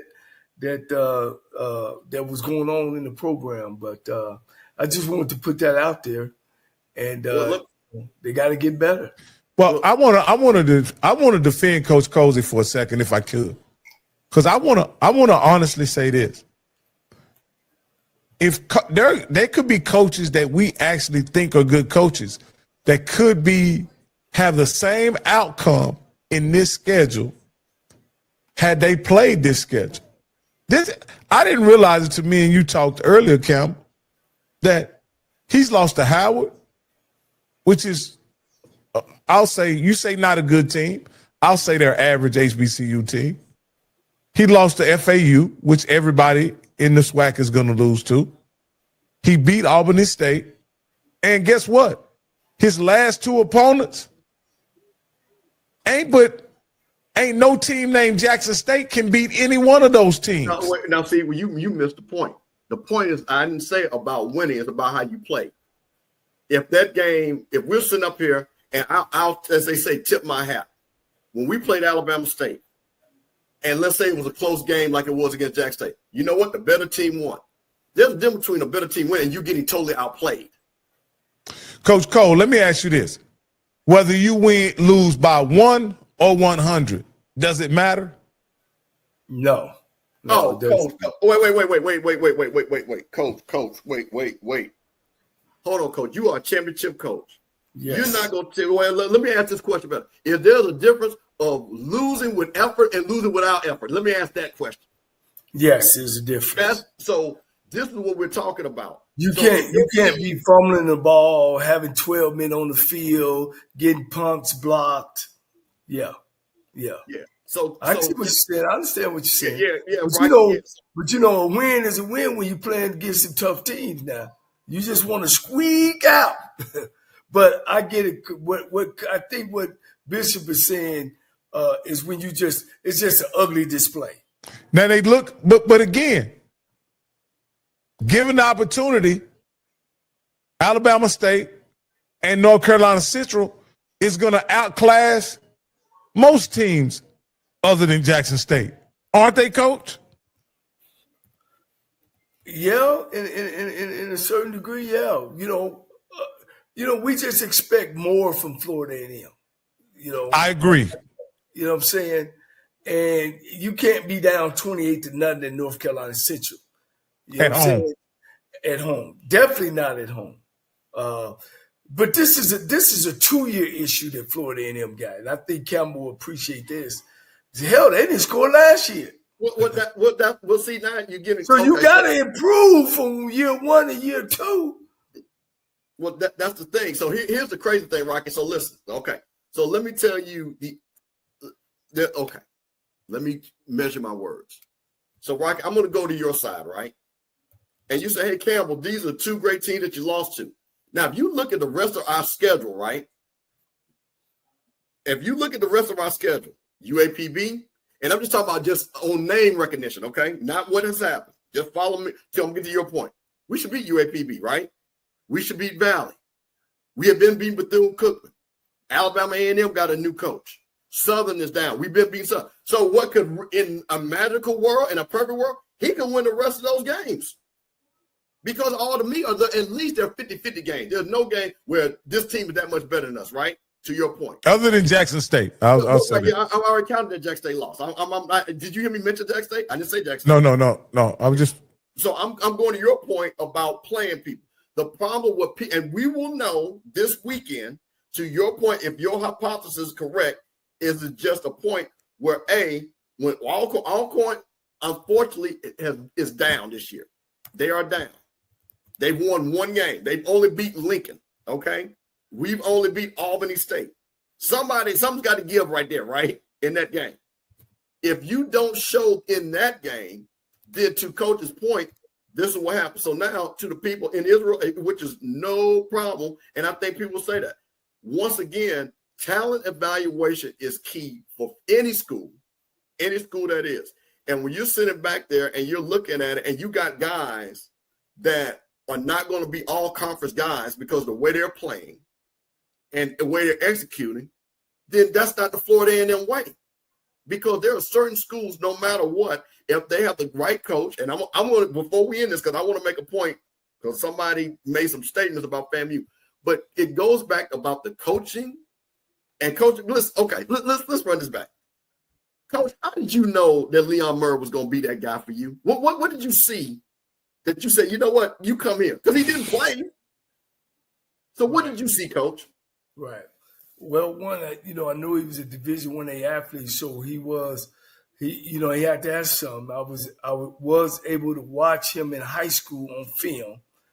Number two, he had the measurements. Number three, and so that's kind of how I evaluated. You got to evaluate the talent. And in high school, he also played for a state championship basketball team, so I knew he was an athlete.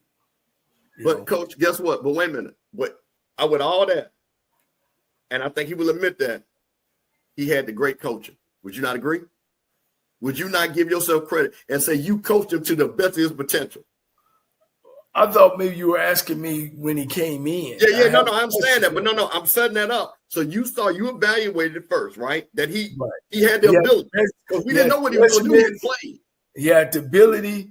Now it's my job to hone in on what skills, what attributes that I need to get from him to be able to run an offense. And yes, he had all that. So my point of it is, to your point, in 2 years, you guys were averaging 35 to 40 points a game. No, Cole, don't cheat me, Cole. 39 points a game. Yeah. We couldn't score over 21 in 2 years. That's right. You see my point? So something has to be analyzed. So it's two parts. So you had Daniel Richardson, who clearly had the ability, but we couldn't get over 21 points. Then we have R.J. Johnson, who didn't play, just like this kid here, right? But they said they saw something, and we can't get over 14 points. So where does it lie? So this is the thing, so we will see, but I will say this, Rocky, and then we can move on. Every program, and this is one thing people don't understand something. The way you have a great program, you have great coaches. There's no such thing as a great program without great coaches. And this kind of tickles me when people don't understand that they go hand in hand. So, Rocky, we were 1-10 the year before Willie came. He was 6-5. We were one win away from going to the Celebration Bowl with the same, and this is before the transfer portal, Rocky. Okay? So this shows you when you have a level of coaching, what can be done. So that's all. That's it. That's all I got. Well, the only thing I wanted to point out is your point, and I put the schedule up. These will be all winnable games other than the Jackson State game. Yeah. And if for some reason the FAMU pride steps up and they jump up and they're able to bite Jackson State, then you're looking at a 7-4 season. And again, and really simply one game away from being a SWAC champ. Yeah. You know what I mean? Well, and then I will come on this show and I will apologize and I will say that's the reason why you coach and I don't. How about that? Well, let me do this, y'all, because y'all fought me on this Michael Vick, D. Starling.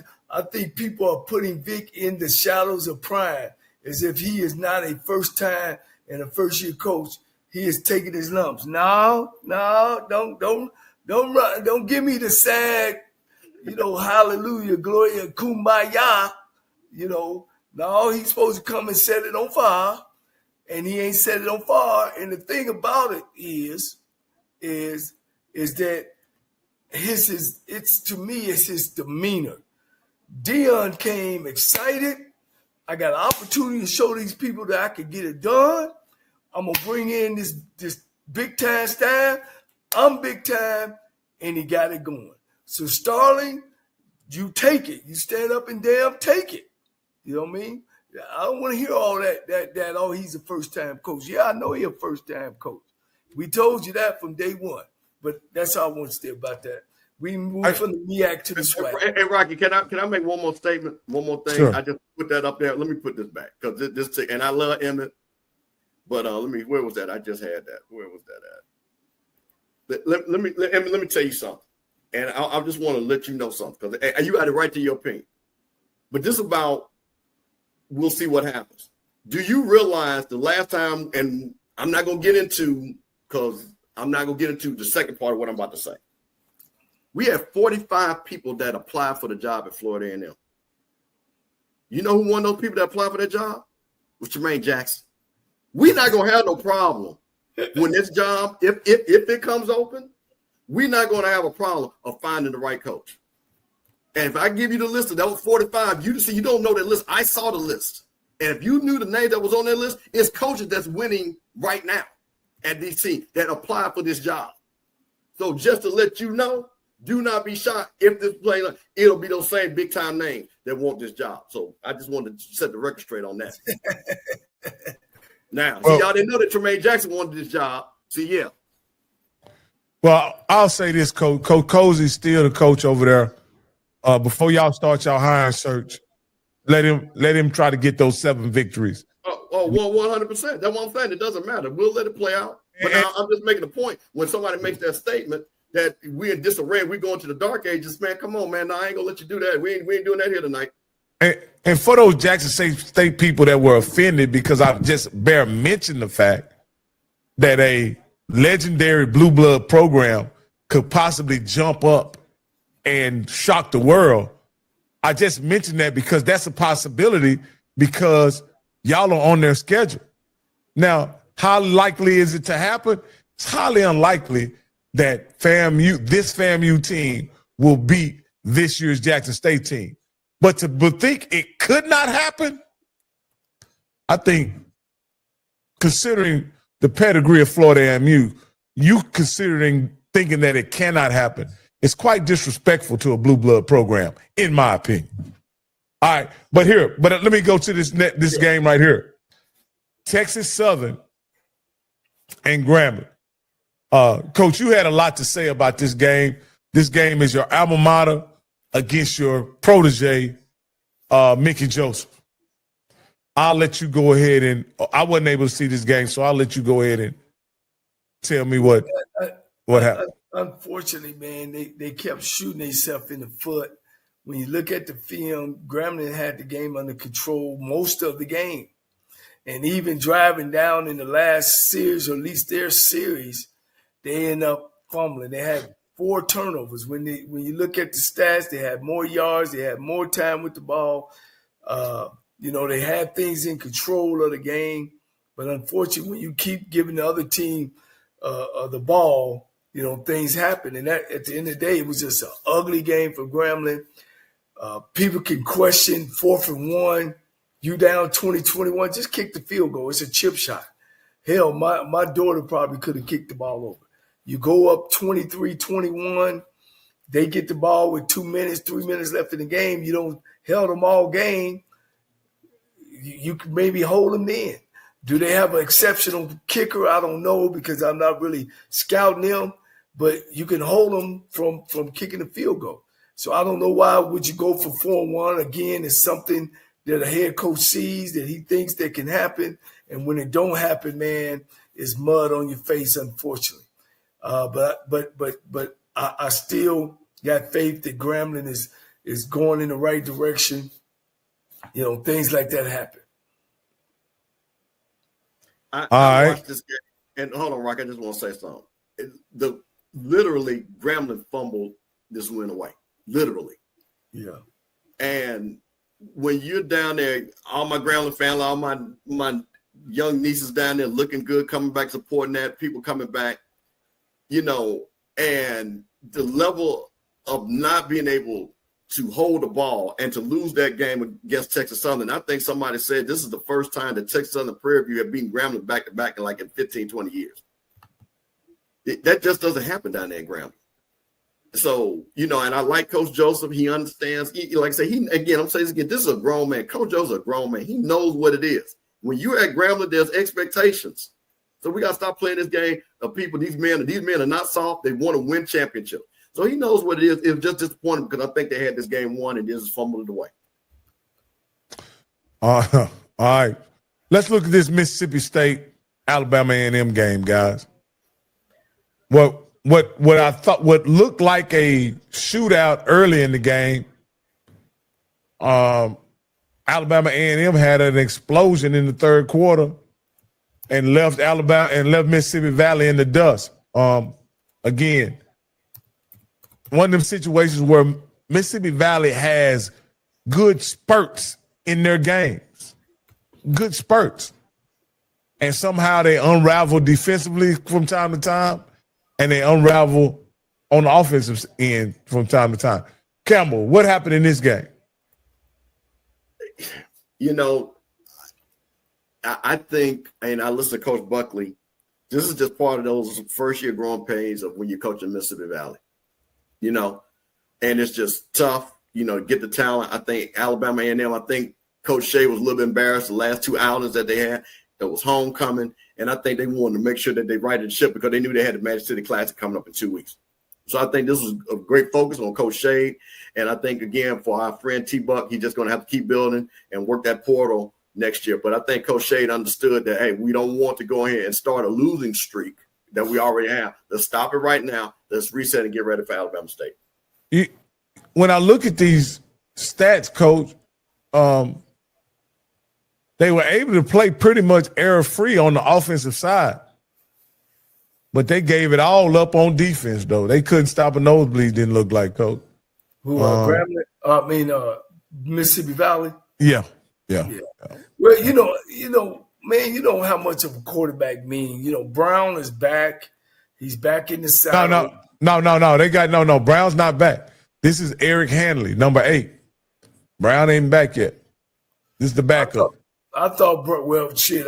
Then I got to switch because I didn't see the game.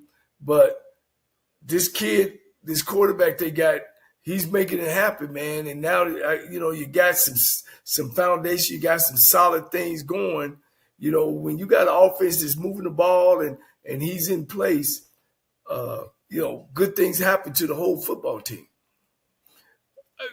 Have they given us an injury report on Brown? I thought he had came back last week. No, Coach, he didn't come back. I'm trying to see if Mississippi Valley had any punt returns. Coach, does that mean they didn't punt? Shit, they beat them pretty good, Coach. Coach, they had 29 first downs. They had 1 fourth down. And they was 1 for 1 on fourth down. Coach, hey, Coach, let me go back to this just so you can look at this. Box score, team stat. Coach, they had 29 first down, and they was 9 for 13 on third down. So they may have had a few punts. And all you want to do is be 40%. That's way over 40%, ain't it? Yeah, Coach. That's crazy. Yeah. That was a tremendous. I'm amazed that the guy that we interviewed, Sam Shade, he's putting together our offensive juggernaut over there, and he said he is a defensive guy. I know he's happy to get a win, but I don't know that. Does it matter how you win, Coach? Shit, no, Coach, not at all. Sometimes, man, you ain't gonna play as they say, any given Sunday, any given Saturday. At the end of the day, it's about winning the game. All right, this next game, the only thing that we'll mention about Alcorn is that it was homecoming, and they got off they turned their goose egg into a one by shutting out Lincoln, California. So we don't even need to look at that. Now I must say, this game right here, Coach, Southern versus Bethune-Cookman down in Daytona. To me, this is the most surprising outcome of the entire season for me. What about you guys? What did Denny Green say? We got that on tape. Which one? They are who we thought they were? They are who we thought they were. They are who you thought they were, Coach. That's all I got to say. That's all I got to say because, down there we're real sensitive about what Johnnie Cole say. But they are who you think they are. What about you, Campbell? Listen, this was a great win for Bethune-Cookman. I'm going to talk about it from the Bethune-Cookman side because, as they say, everything is set up in front of them if they want to try to achieve something. When you look at the rest of their schedule, they got a big – if they can handle their business, they got a big showdown down the way down there against Jackson State going up to Jackson. You showed the offense. So for them, this was a win. They had to win this game for them to be able to put themselves in potentially to be in a position to win the SWAC East. So shout out to them. Southern is who we think they are. Southern and FAMU, they are down bad. You didn't see any fight from the team. You didn't see what these guys, where you saw something, you know what? Okay. And my thing is, again, goes back to my point. When you're a Southern University or FAMU, when you're playing a game against Bethune-Cookman, there should be a level of pride. When you wear that SU on that helmet, that Columbia blue or this blue, that blue, whatever blue they're wearing this week, there should be a level of pride that you come in and say, we're not going to lose like this. And I think this is once again where Southern is going to have to take a hard look and see what they're going to go forward because, again, this is how chances go around. Last year, the ball bounced their way, right? And people was kind of saying, you're not what you think you are. You kind of slip. But you know what? But like this coach said, a win is a win. This year, the ball is not bouncing that way. And like I said, I don't see anything better for Southern as it goes down the way. But with that being said, Rock, I'm going to do one of your numbers. They do control their destiny in their own hands. And it starts with this week, which we're talking about, which is the game of the year in the West. If they beat Prairie View, you know what Southern say? We right back at them, and they'll say, same old Prairie View. You know, Coach, I was looking at the stats just to look at the stats. Coach, have you ever put up 32 first downs? No, I'm pretty sure I have, Coach. But that's a lot of first downs, Coach. That's a whole bunch, Coach. That mean you ain't stopped nobody. You know what I mean? That means shit, Coach. They running and the band playing and the trumpets are running out of air, gas. You know what I mean? They moving that ball. They threw a lot of hitches and stuff too. Watching that game, they said that Southern just couldn't stop them. They, it was a clinic, Coach. It was a passing clinic. Looked like it was a running clinic too. He said Graves will put his championships against everybody, but guess what, bro? Graves the head coach. So here's what I'm looking at too. I got it. If I'm going to be optimistic about FAMU, I got to do it with Southern. Southern controls their own destiny. Yes, they do. If Southern runs the table, and I don't think they're capable of doing it, but if they do, because Terrence Graves could go down there in the backwoods of Louisiana, pull that monkey foot, dig that monkey foot up from last year, and it could all turn this around. Couldn't he, Campbell? Listen, I just said it, right? If he digs that monkey foot up. See, this is the difference. See, this is where, and Coach Jackson, This is your game. This is your game to talk your talk. And if you talk to your players, this is the game that you need to be talking. Because Southern's going to come in there, and I'm trying to tell you that Southern mentality, and they got the right to have it, it's still Prairie View. It's still Prairie View. It's our homecoming, and we're going to win this game. So you know something interesting, Campbell? I look at this game similar to the University of Texas game that they just played against Oklahoma. And I look at it in this way. Could Oklahoma put the nail in the coffin against University of Texas? Oklahoma could not put the nail in the coffin. And this is what I'm asking you, Coach Cole. Because this happened last year, Coach. Believe it or not, we came to this point last year. And y'all correct me if I'm wrong. When Alcorn came to homecoming last year with a chance to put the nail in the Southern coffin, and they couldn't do it. And believe it or not, Southern got off the mat and won the West. Can your protege from Prairie View put the nail in the Southern coffin? Ain't no question. He'll have them ready to go. I think now Southern is scrambling a little bit, trying to find their way. I've been in a dismal program where you wasn't getting things done, kids losing confidence, pointing the fingers. You know, it takes a strong coach to keep everybody in line. And that's the thing that Coach Graves got to do. He's got to keep them in line. He's got to keep them focused. He's got to keep the word team in front of them, because I know when Prairie View come down there, they're going to be ready to go. They understand what the stakes are. They get past Southern. I mean, it's almost a shoe-in for them to represent the East. I mean, the West. The West. All right. Hey, Coach, I trust you. I trust you on this one more than I trust, my own notions. But I just, it's just looking like if Southern can get off the mat and have a run. If you were saying Bethune-Cookman, then I'll be right with you. I'll be 100% with you. Because the thing about Bethune-Cookman is they can score points.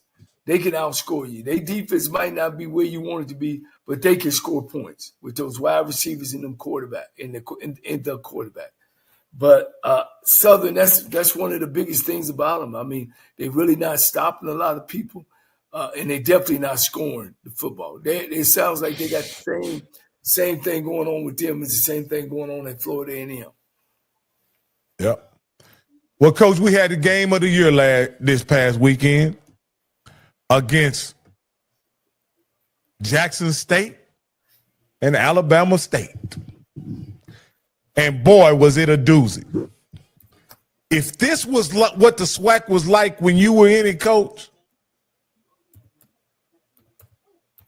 I see why all your herd's gone.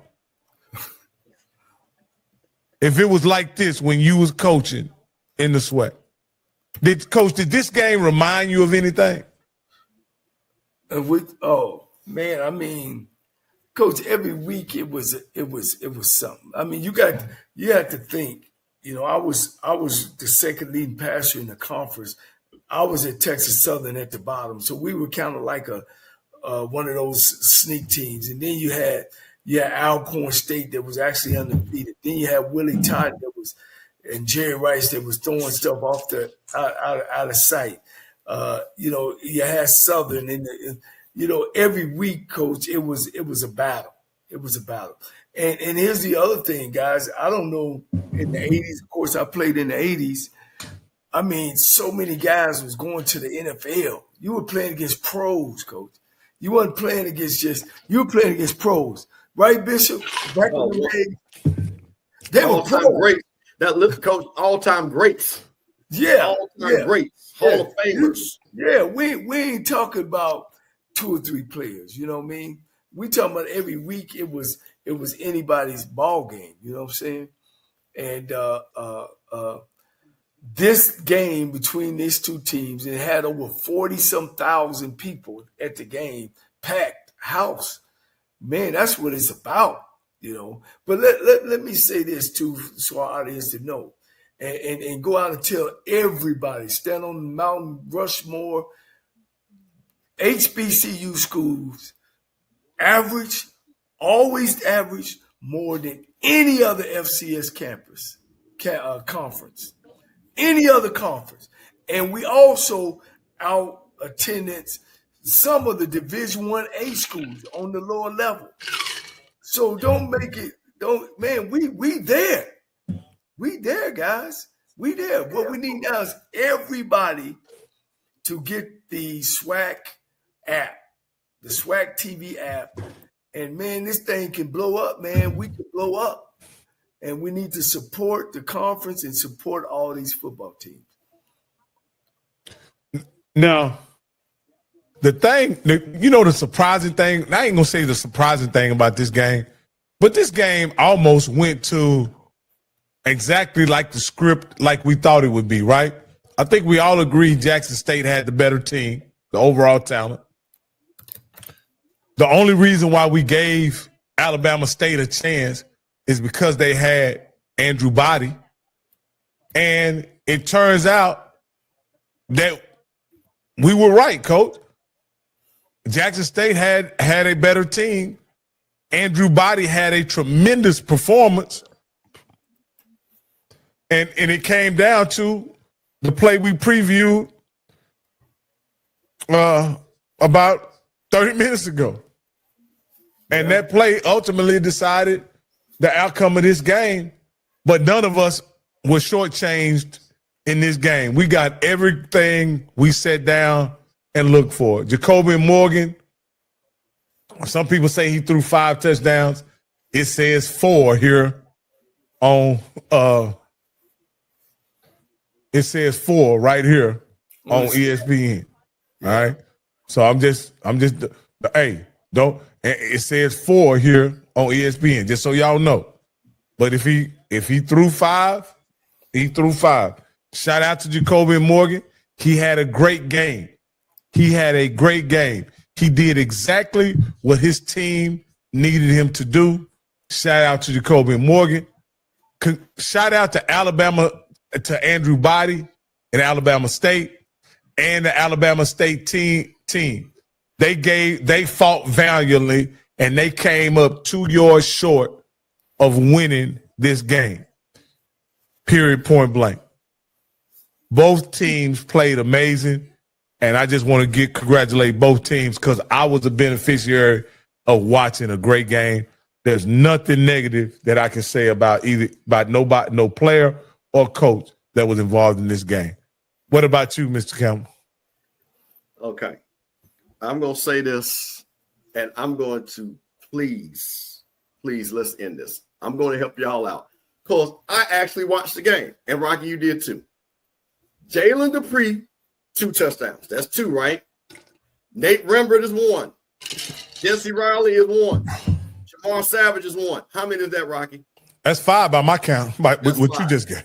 That's 5 TDs. So who did they shortchange in this here? Oh, they don't have Savage with a touchdown. That's there it. You go. There's your 5. Okay, so let's look at the game cast and see if they catch it on the game cast. Did they call one of them back? He ain't got to do all that. He got 5. There you go, right there. Yeah. No. I'm just wondering, did they list Jamar Savage's touchdown on the game cast? That's all I'm saying. That's what I'm saying. The first touchdown. That's what I'm like, because you know what? And I'm gonna tell you. No, hold on. But this is what's funny, Rocky. No. Let me tell you. Travel, Capital One has and a let's talk about this. card that and everybody that was watching watching the watch party, stop that. You earn Shut unlimited down. double miles on everything. Everybody watched the watch party because Rocky, you hadn't gotten on yet. What happened was the Bowling Green game and Toledo game had bled over, right? So I bet you money, knowing ESPN not respecting the big game, that was the first time. When it got cut in, it was already 7-0. We were like, who scored? I didn't even know who scored. All the people in the stadium were there. Somebody texted me, and that's how I knew who scored. So that's what happened. So it was 5 touchdowns. I just let y'all know who the 5 were. So now we can move on. Okay. So it's 5 touchdowns. Congratulations to Jacoby Morgan and the 5 touchdown coach. What stuck out to you in this game, and what were some of the things that you really, liked about this game? Well, I got to admit that I didn't get to see the game. I got to see certain plays, but I kind of knew myself what would happen, from just my experience. And I told you guys all the way through that it's going to be a close game and Jackson State is going to pull it out. And that's the way I felt about the game. So I didn't get a chance to watch the game. I was hoping that it was coming on SWAC TV, but it didn't. So I didn't get to watch the game to its entirety. So me making a comment from that angle, I don't think so. I could just make a comment from, you got a head coach in T.C. Taylor. You're looking at Coach Robinson, a newbie per se. You got. I can't say enough about how he played in the clutch. Coach, but to be honest with you, they were able to run the ball and throw a couple screens to get the ball down there. You know what I mean? It was really a masterful job of play calling that T.C. Taylor had, for sure. Right. Hey, wait a minute. So a couple of things. So, because what we're not going to do is shortchange a couple of things that happen. When you got a kid like Jacoby Morgan's been in the program for 3 years, and he goes and tells his coach, I see something. Coach, we talked about this. He called that play, TC said it. This lets you know a couple of things that I see.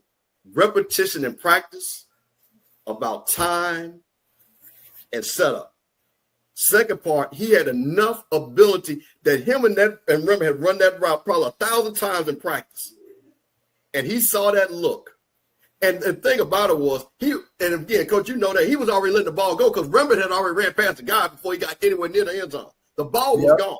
So the thing about it was, because the outside corner was actually had eye coverage, that's why he saw the ball. He was like, oh, shit, this ball is gone. That's why he even got close to it. But what I think we got to stop doing with people, because both quarterbacks were great.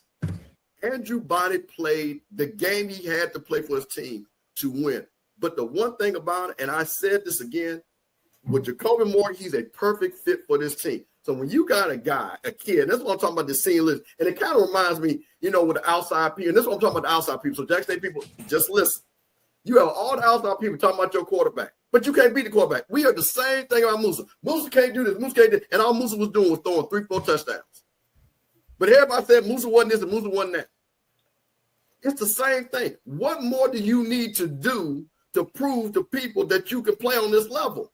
And all I'm going to say is, again, every school in the SWAC, other than Alabama State, if Jacoby Morgan knocked on that door, he'd be starting right now as quarterback for their team. Period.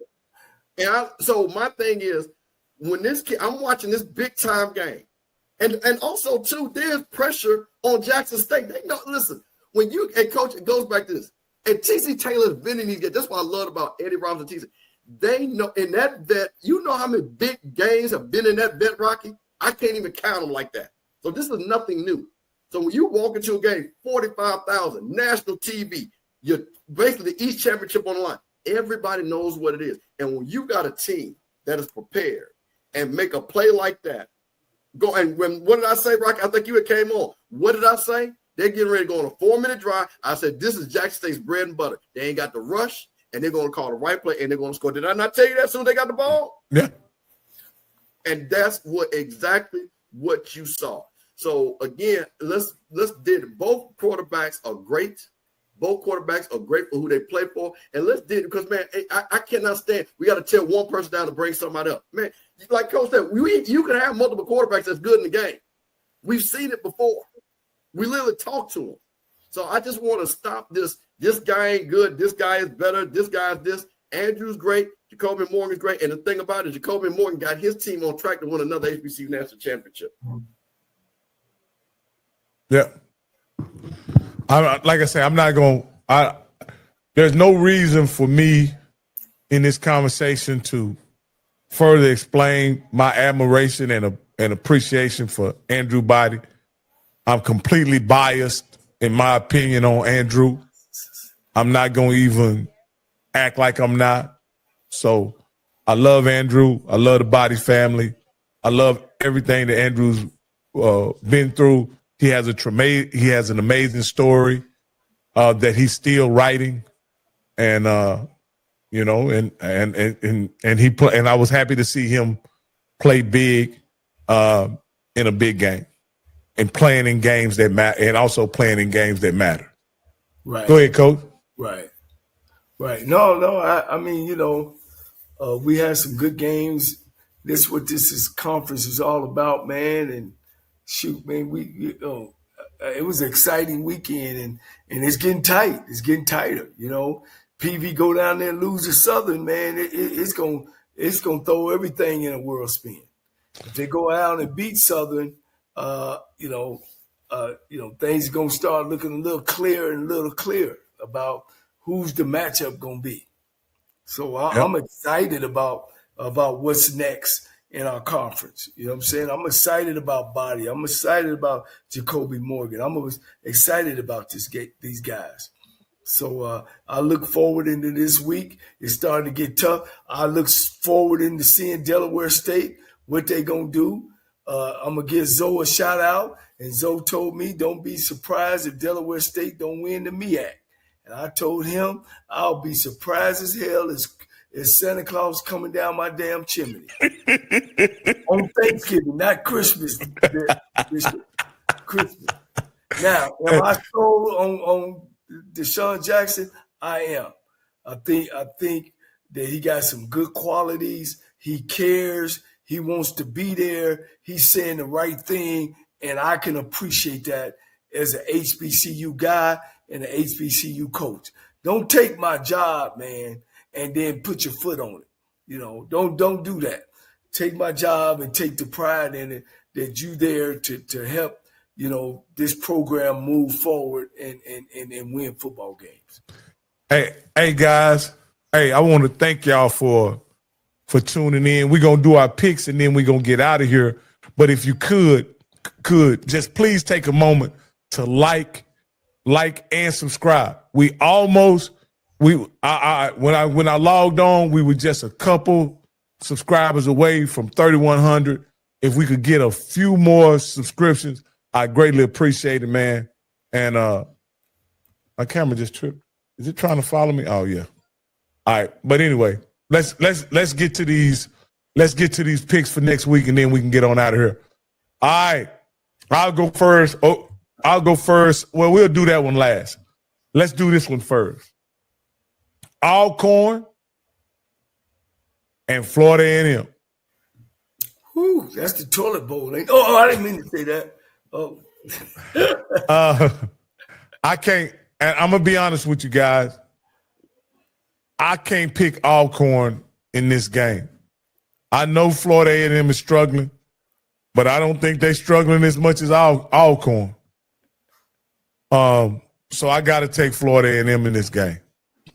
I'm just going to say. I'm just interested. I got to know what Steve thinks about this game since it's his homecoming. Well, I will be down there Thursday afternoon. We'll be down there raising some money for Florida A&M and unveiling Dr. Humphreys, our great president statue, at 8 a.m. So, hey, man, Dr. Humphreys had that saying about the dark clouds over the family football team. But I'm going to say this. This is a must-win game for Florida A&M University. Because there will be – nobody's going to accept anything else but a win. So I'm just going to say that FAMU and the players understand that. It's going to be packed. It's sold out already. There's going to be a beautiful day. So everybody's going to be in that stadium. We've got our first female head drum major. They're going to do something really special with the band. So everybody's going to be in the stands.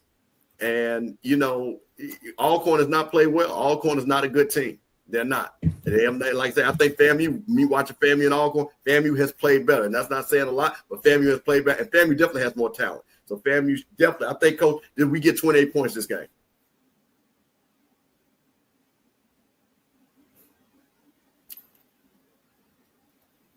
I don't think you're gonna get 28, Coach.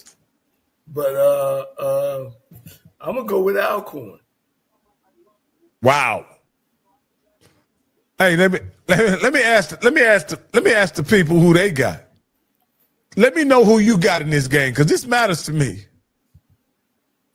Who do you guys have in this game versus FAMU? The Blue Blood. Where's the game played at? I'm sorry. It's FAMU homecoming. Oh, oof. Jesus Christ. I need to take that back. I just don't see them coming in there and Florida and them not standing up for the homecoming. They got more pride than that. I got to take that back.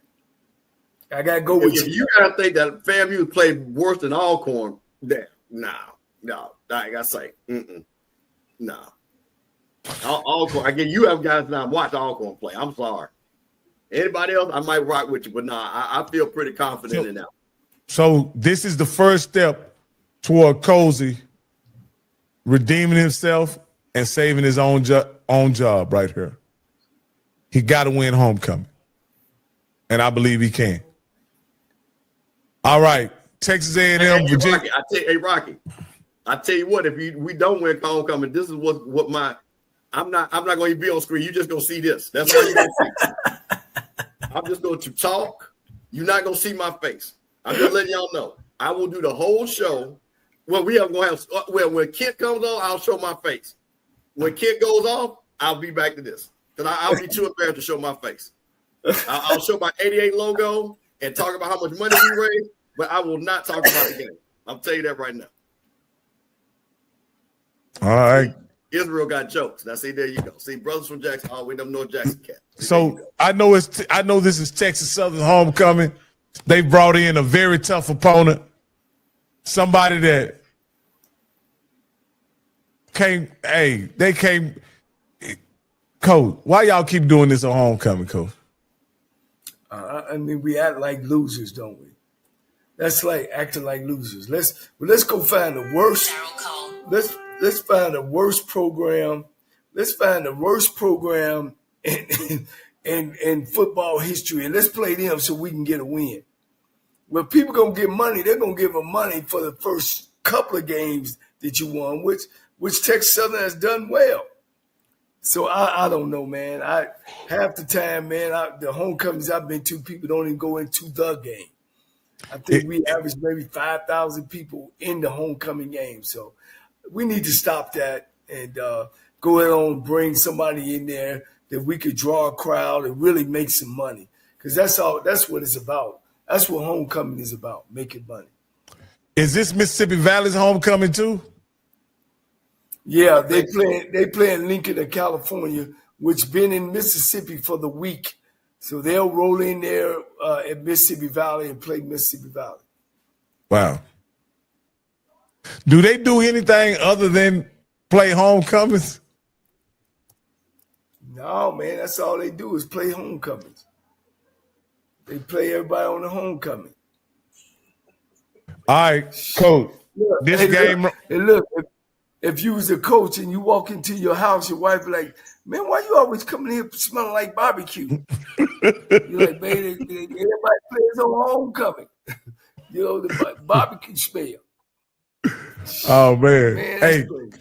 Hey, Coach, Grambling is traveling to Pine Bluff. Now, Campbell, didn't Pine Bluff win this matchup last year? Ooh, that I don't know.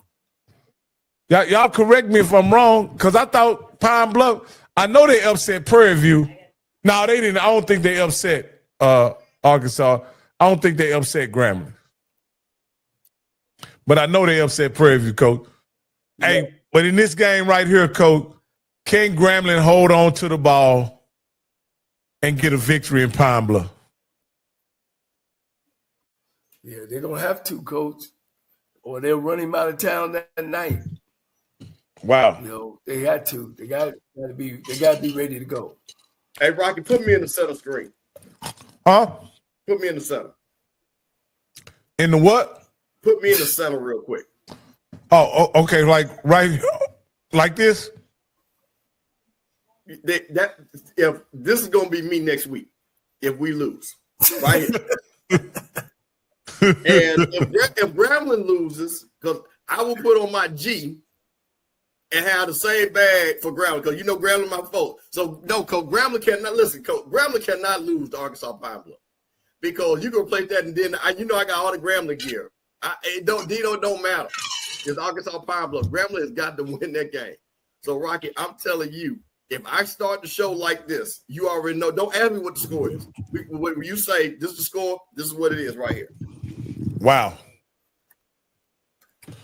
All right, Coach. That's pretty tough, Steve. That's pretty tough. Let's go back to this. All right. Let me ask. All right. Damn, what happened? No, that was me. Go ahead. Oh, my bad. All right. All right, Coach. This is the game of the week right here, Coach. The Blue Blood. Southern University. With all the pride and gumbo, crawfish and fried catfish you can have on home. I'm not coming to homecoming on this weekend. If it wasn't for the shutdown, I probably would go. But Southern and Prairie View on homecoming. I got to take Prairie View in this one. Southern hadn't shown me much all year, but what I can say is, can Coach Graves pull a monkey foot out of his hat? He gonna need more than a goddamn monkey foot. He gonna have to get that thing going in the right direction, Coach. Because I know Coach Jackson is jumping at the bits, and they starting to smell that championship, Coach. It's tough to beat momentum, and they snuck out of Alcorn on the chinny chin chin. I don't think they're gonna get it that way. They know they got to stop that Holly kid, make Southern one-dimensional, and I just don't see it happening. Coach, I'm going to look at these standings right quick for the SWAC, if we could, before we get out of here. Campbell, you taking Prairie View as well, or are you taking Southern? Man, no. Because let me tell you something. Coach Jackson told y'all he ain't playing with folks. He didn't go to recess. He ain't about to play with something. And he knows to get them where they got to go, it starts with this game right here. They've got to, they say they got to beat the big dog to beat a big dog. This goes back to the same thing. They got the same mission that Alabama had State. Southern, no matter what you want to say, they still the big dogs over there in the West until you knock them off. So he got to go in there. So no recess. No recess. We ain't playing no game down there, bro. You know, hey, Coach. Let me tell you. Y'all, let me say this. Y'all remember the movie Rambo? When they did Rambo wrong, he was up in them damn woods. And the damn colonel, they were asking this colonel, man, who we dealing with? Well, damn, I'm that damn count, that colonel. And I know who you're dealing with. Tremaine Jackson, Coach, right now is following them kids to class. He done turned up the fire. They're going to eat breakfast in the morning, and they're going to be ready and focused to win. They smelling blood, man. And I know he got that coaching staff ready to go, and they coaching just like they showed up in August. He knows that. It's time to turn it up a little more. He ain't down there relaxing and sitting on his morals.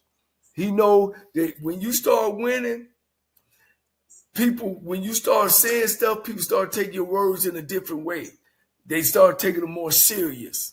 And those kids, he making sure those kids don't understand. Make sure you in them classrooms, you sitting in the front 3 seats, your back is against the chair and your feet is flat on the ground.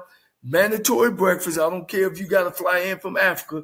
You better be in there. And he on that coach, making sure they doing what they supposed to do. Coach. They're not going to fall off.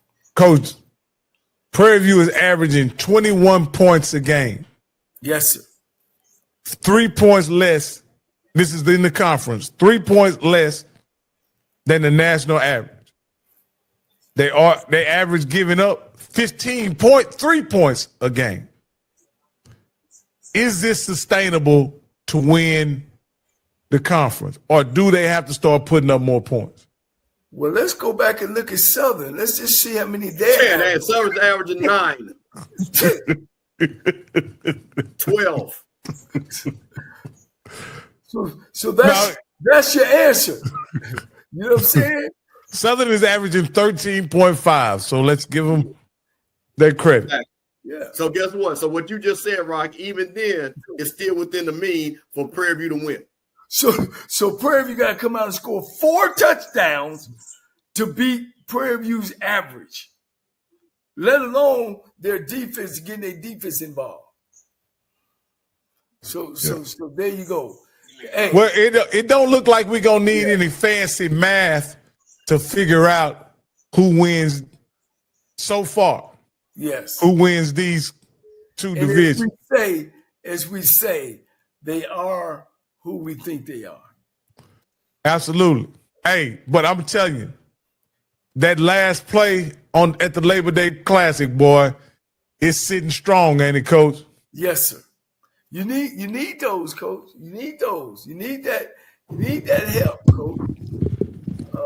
Shit, man. I try to think back. I know we came back against Grambling. We were down 34-19 at halftime. And of course, everybody, end up beating them 44-41, something like that. So yeah, you remember those games, man. You remember that game that you just was like down and out, and the football gods came out and sprinkled some, and some happened. Yeah, Coach. Coach, look like we got that figured out. We all got Prairie View in this game, Coach. Like I said earlier, Prairie View winning essentially puts the nail in the coffin for Southern this year. Yeah. Southern could stand up with that Jaguar pride and raise up out that coffin. So we're saying that PVB Southern, that's just all about almost, that's going to be it. Well, what I'm saying is it puts the nail in the Jaguar coffin. Yeah, because Texas Southern still is looming out there, and Prairie View still got to play Alabama A&M, Alabama State. Yeah. And let me just say as a side note. So Alabama State, here's what I'll tell you. This is when if you want to build your program. The one thing that Willie did a great job, even after he lost to Jack State, he kept those team folks to get those 9 wins. So this will be big for you guys to get to finally with Eddie Robinson's term to get to that 9th win. So if you want to do that, these are games you got to keep winning. So that Prairie View game, that's a big game that you're going to have to win also. Oh, yeah. They're getting bigger and bigger and bigger. But I told y'all 3 weeks ago. But go ahead. We good. Hey, Coach, you right. I can't deny it. And you told us at the State Fair, after the State Fair Classic, you told us what it was. I can't deny that. Yeah, and when he was hired, I said Prairie View just hit the ball out the park. Yep. And Coach, that's why this is called HBCU Coaches Corner and not HBCU Rockies Corner or HBCU Bishop's Corner. It's called a Coaches Corner because of you, Coach. With your vast knowledge and experience, you're able to drop dimes on us and give us that kind of information. Again, who picks the winner of the West before October even gets here? You did, Coach. I got to give you your credit. And it's looking like it's unfolding just like you said it would. Well, I appreciate it, man. Just being in the SWAC for over 40 years and knowing this game, and you could see how teams play. I could just feel it. I could just see how teams play, and 9 times out of 10, I'm not going to be wrong. But like anything, anything can happen on any given day. But on those regular days, I could see the Prairie View football team has some difference about these other teams that I've been looking at and seeing. And I ain't gonna go out yet. We're gonna go out on and see it on through and see who's the two teams. And most likely right now, if I'm Jackson State or I'm Prairie View, I'm figuring saving my money. So which place I'm gonna go? Either I'm going to Mississippi or we come to Houston, Texas. Absolutely. Like I say, I'd love to go to Jackson State on the first Saturday in December. In the coach. Hey, look. Hey, if it's in Houston, baby, we all three gonna be there on the sideline or up in the press box, watching this game. Wherever we want to. Yeah. Hey, Coach, you got anything, Campbell, before we? I do. All right. So I try not to do this, but somebody made the statement. Very show. Shout out to very show. So I watch people. And again, that's their business. But I heard somebody say the people from the SWAC finally, they learned what we knew about the MEAC about FAMU, and this person went to Central. So she said she was in school, FAMU wasn't good. So here's what I'm gonna say to you, Central people. This is what I know about Central when I was in school and when I was around. In 1999, y'all were 4-6. In 2001, you were 5-4. 2002, you were 4-6. 2003, you was 2-4-6. 2008, you were 4-7. 2009, you were 4-7. 2010, you were 3-8. 2011, you were 2-9. 2013, you were 5-7. See a theme there? 2019, you were 4-8. So that's what I remember about Central. So see, remember this, Coach. Every great school. So you know why they're good now, Coach? They got a great coach, right? Trey Oliver's a great coach. You know why Jackson State's good, Coach? They got a great coach. T.C. Taylor. Was Jackson State good when Harold Jackson was the coach? No. And could I may ask they HBCU graduates? Okay. Now, I just want to ask hold on. Southern had a great coach, Pete Richardson, right? Yes. Grambling had a great coach, Eddie Robinson, right? And Rob Broadway and Melvin Spears and so you see, so I'm gonna say this to people. So I know y'all think that football started in 2000. Okay, because I know that. But see, don't tell me what FAMU was, because see, I know what y'all ain't. Y'all ain't FAMU. You ain't Jackson State. You ain't Southern. You ain't won the championships we won. You ain't won no playoff games. And now, because you got a great coach, be happy that you got a great coach. Because if that coach leave North Carolina Central, you'll be back to being 2-9 and 4-7. So I'm just gonna let you know, since when I was in school, because when I was in school, we were beating y'all ass. When Billy Joe was there, we were beating your ass.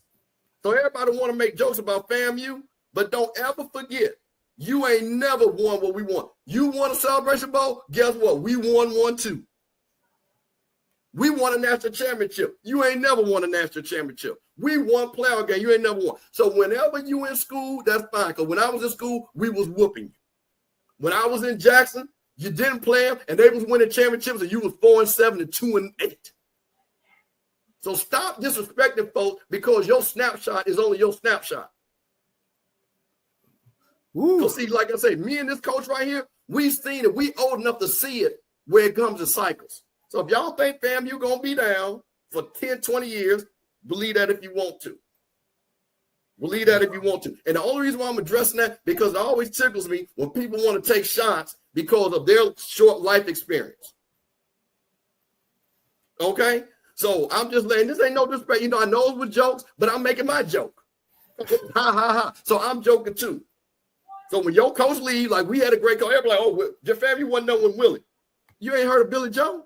Joe Taylor, Jake Gaither, Rudy Hubbard, Ken Riley, all them people won championships. All of them. And that's over 60, 70 years, coach. That's how you become a blue blood. We ain't new to this. So y'all got Trey Oliver, which is my guy. He told me I'm going to put my Escalade on bricks. But be careful, because I'm going to tell you something. OBG tried to get your coach to be FAMU's coach. And then he pimped FAMU to get a raise. So see, watch yourself. Okay? Your coach was trying to come to FAMU. See, Watch yeah. Before you be we're gonna keep it like that. We're gonna keep it like that. So now we ain't so I'm glad when you was in school, maybe family was down. But guess what? When I was in school and when I was going around, y'all was down more. So now, don't compare yourself because y'all got your little coach and y'all run around. Coach at 5 years and they think they're on the same level as Grambling Jack State, Tennessee State, and South Carolina State. So the trade offers greatness. And I'm gonna say this, and this is one thing, Coach, you can't have a great program without having great coaches. That's right. So when we get our next great coach, then we'll see what happens. So congratulations to Trey Alvin and Central, because you know what? The last 2 times we played, we beat y'all behind. Now, you know they gave Trey Aller hell when he first got there. What? They were about to let him go. But, Coach, no, because now, they win a couple of games and stuff like that, and they talking about who they ready to see. Well, they weren't ready for Trey. Trey was a young guy, fast with his lips and mouth, but he knew what he was doing. He knew where he wanted to go take the program, and thank God they stayed with him. And look at him now. But see, Coach, that's what I'm saying. Great coaches make the program. Yeah. That you can't tell me a program that is great that did not have a great coach. You show me a program when they were down, and every school I named had a down period. And I can look directly at the top from all the schools I named, it's because they didn't have a great coach. When they have a great coach on certain programs, when they got a great coach, they're gonna win championships. Yeah. Look at Jackson State. They got a great coach, they back rolling. Right. So I just wanted to say that. And again, I ain't trying to be mean and stuff like that, but man, y'all be over there, acting like we ain't nothing. This is Florida A&M, baby. So like I said, we'll see. Listen, chances come around. So enjoy your win, and congratulations to Trey Alvin. Congratulations to the people in Central, 45-7. As I said, I tip my hat to you. But we'll be back. That's all I got, Coach. Yes. Good, man. Good. Man, we had another great show. Man, we came to the end. I need to thank everybody. Subscribe, guys. Subscribe. We want to take this show to another level. Subscribe, share. Come on, give us some thoughts. Right now we kind of getting some of these old legends to come back. We're looking at Superman. I'm just going to leave it right there. Everybody know who Superman is. He played for Jackson State. Right now he's scheduled to come next Tuesday. We also talking about Ricky Jones from Alabama State, who took them to the national title in 1990. And, I just got a whole plethora of friends and great ideals that I want to do with the show. But I can't do it without you subscribing, without you sharing, without you tuning in. I appreciate you. I thank you. Man, hopefully this war is over in Gaza. No man, nobody, no children, enough killings. I want to thank God for overcovering that, man. And like I said, man, this is a beautiful world. I can't say enough about all the beautiful times I've had, but I had some bad times. And when I get them bad times, hey, I hang on at the end of the rope and I tie a knot and I hold on tight because ain't nobody bad like me.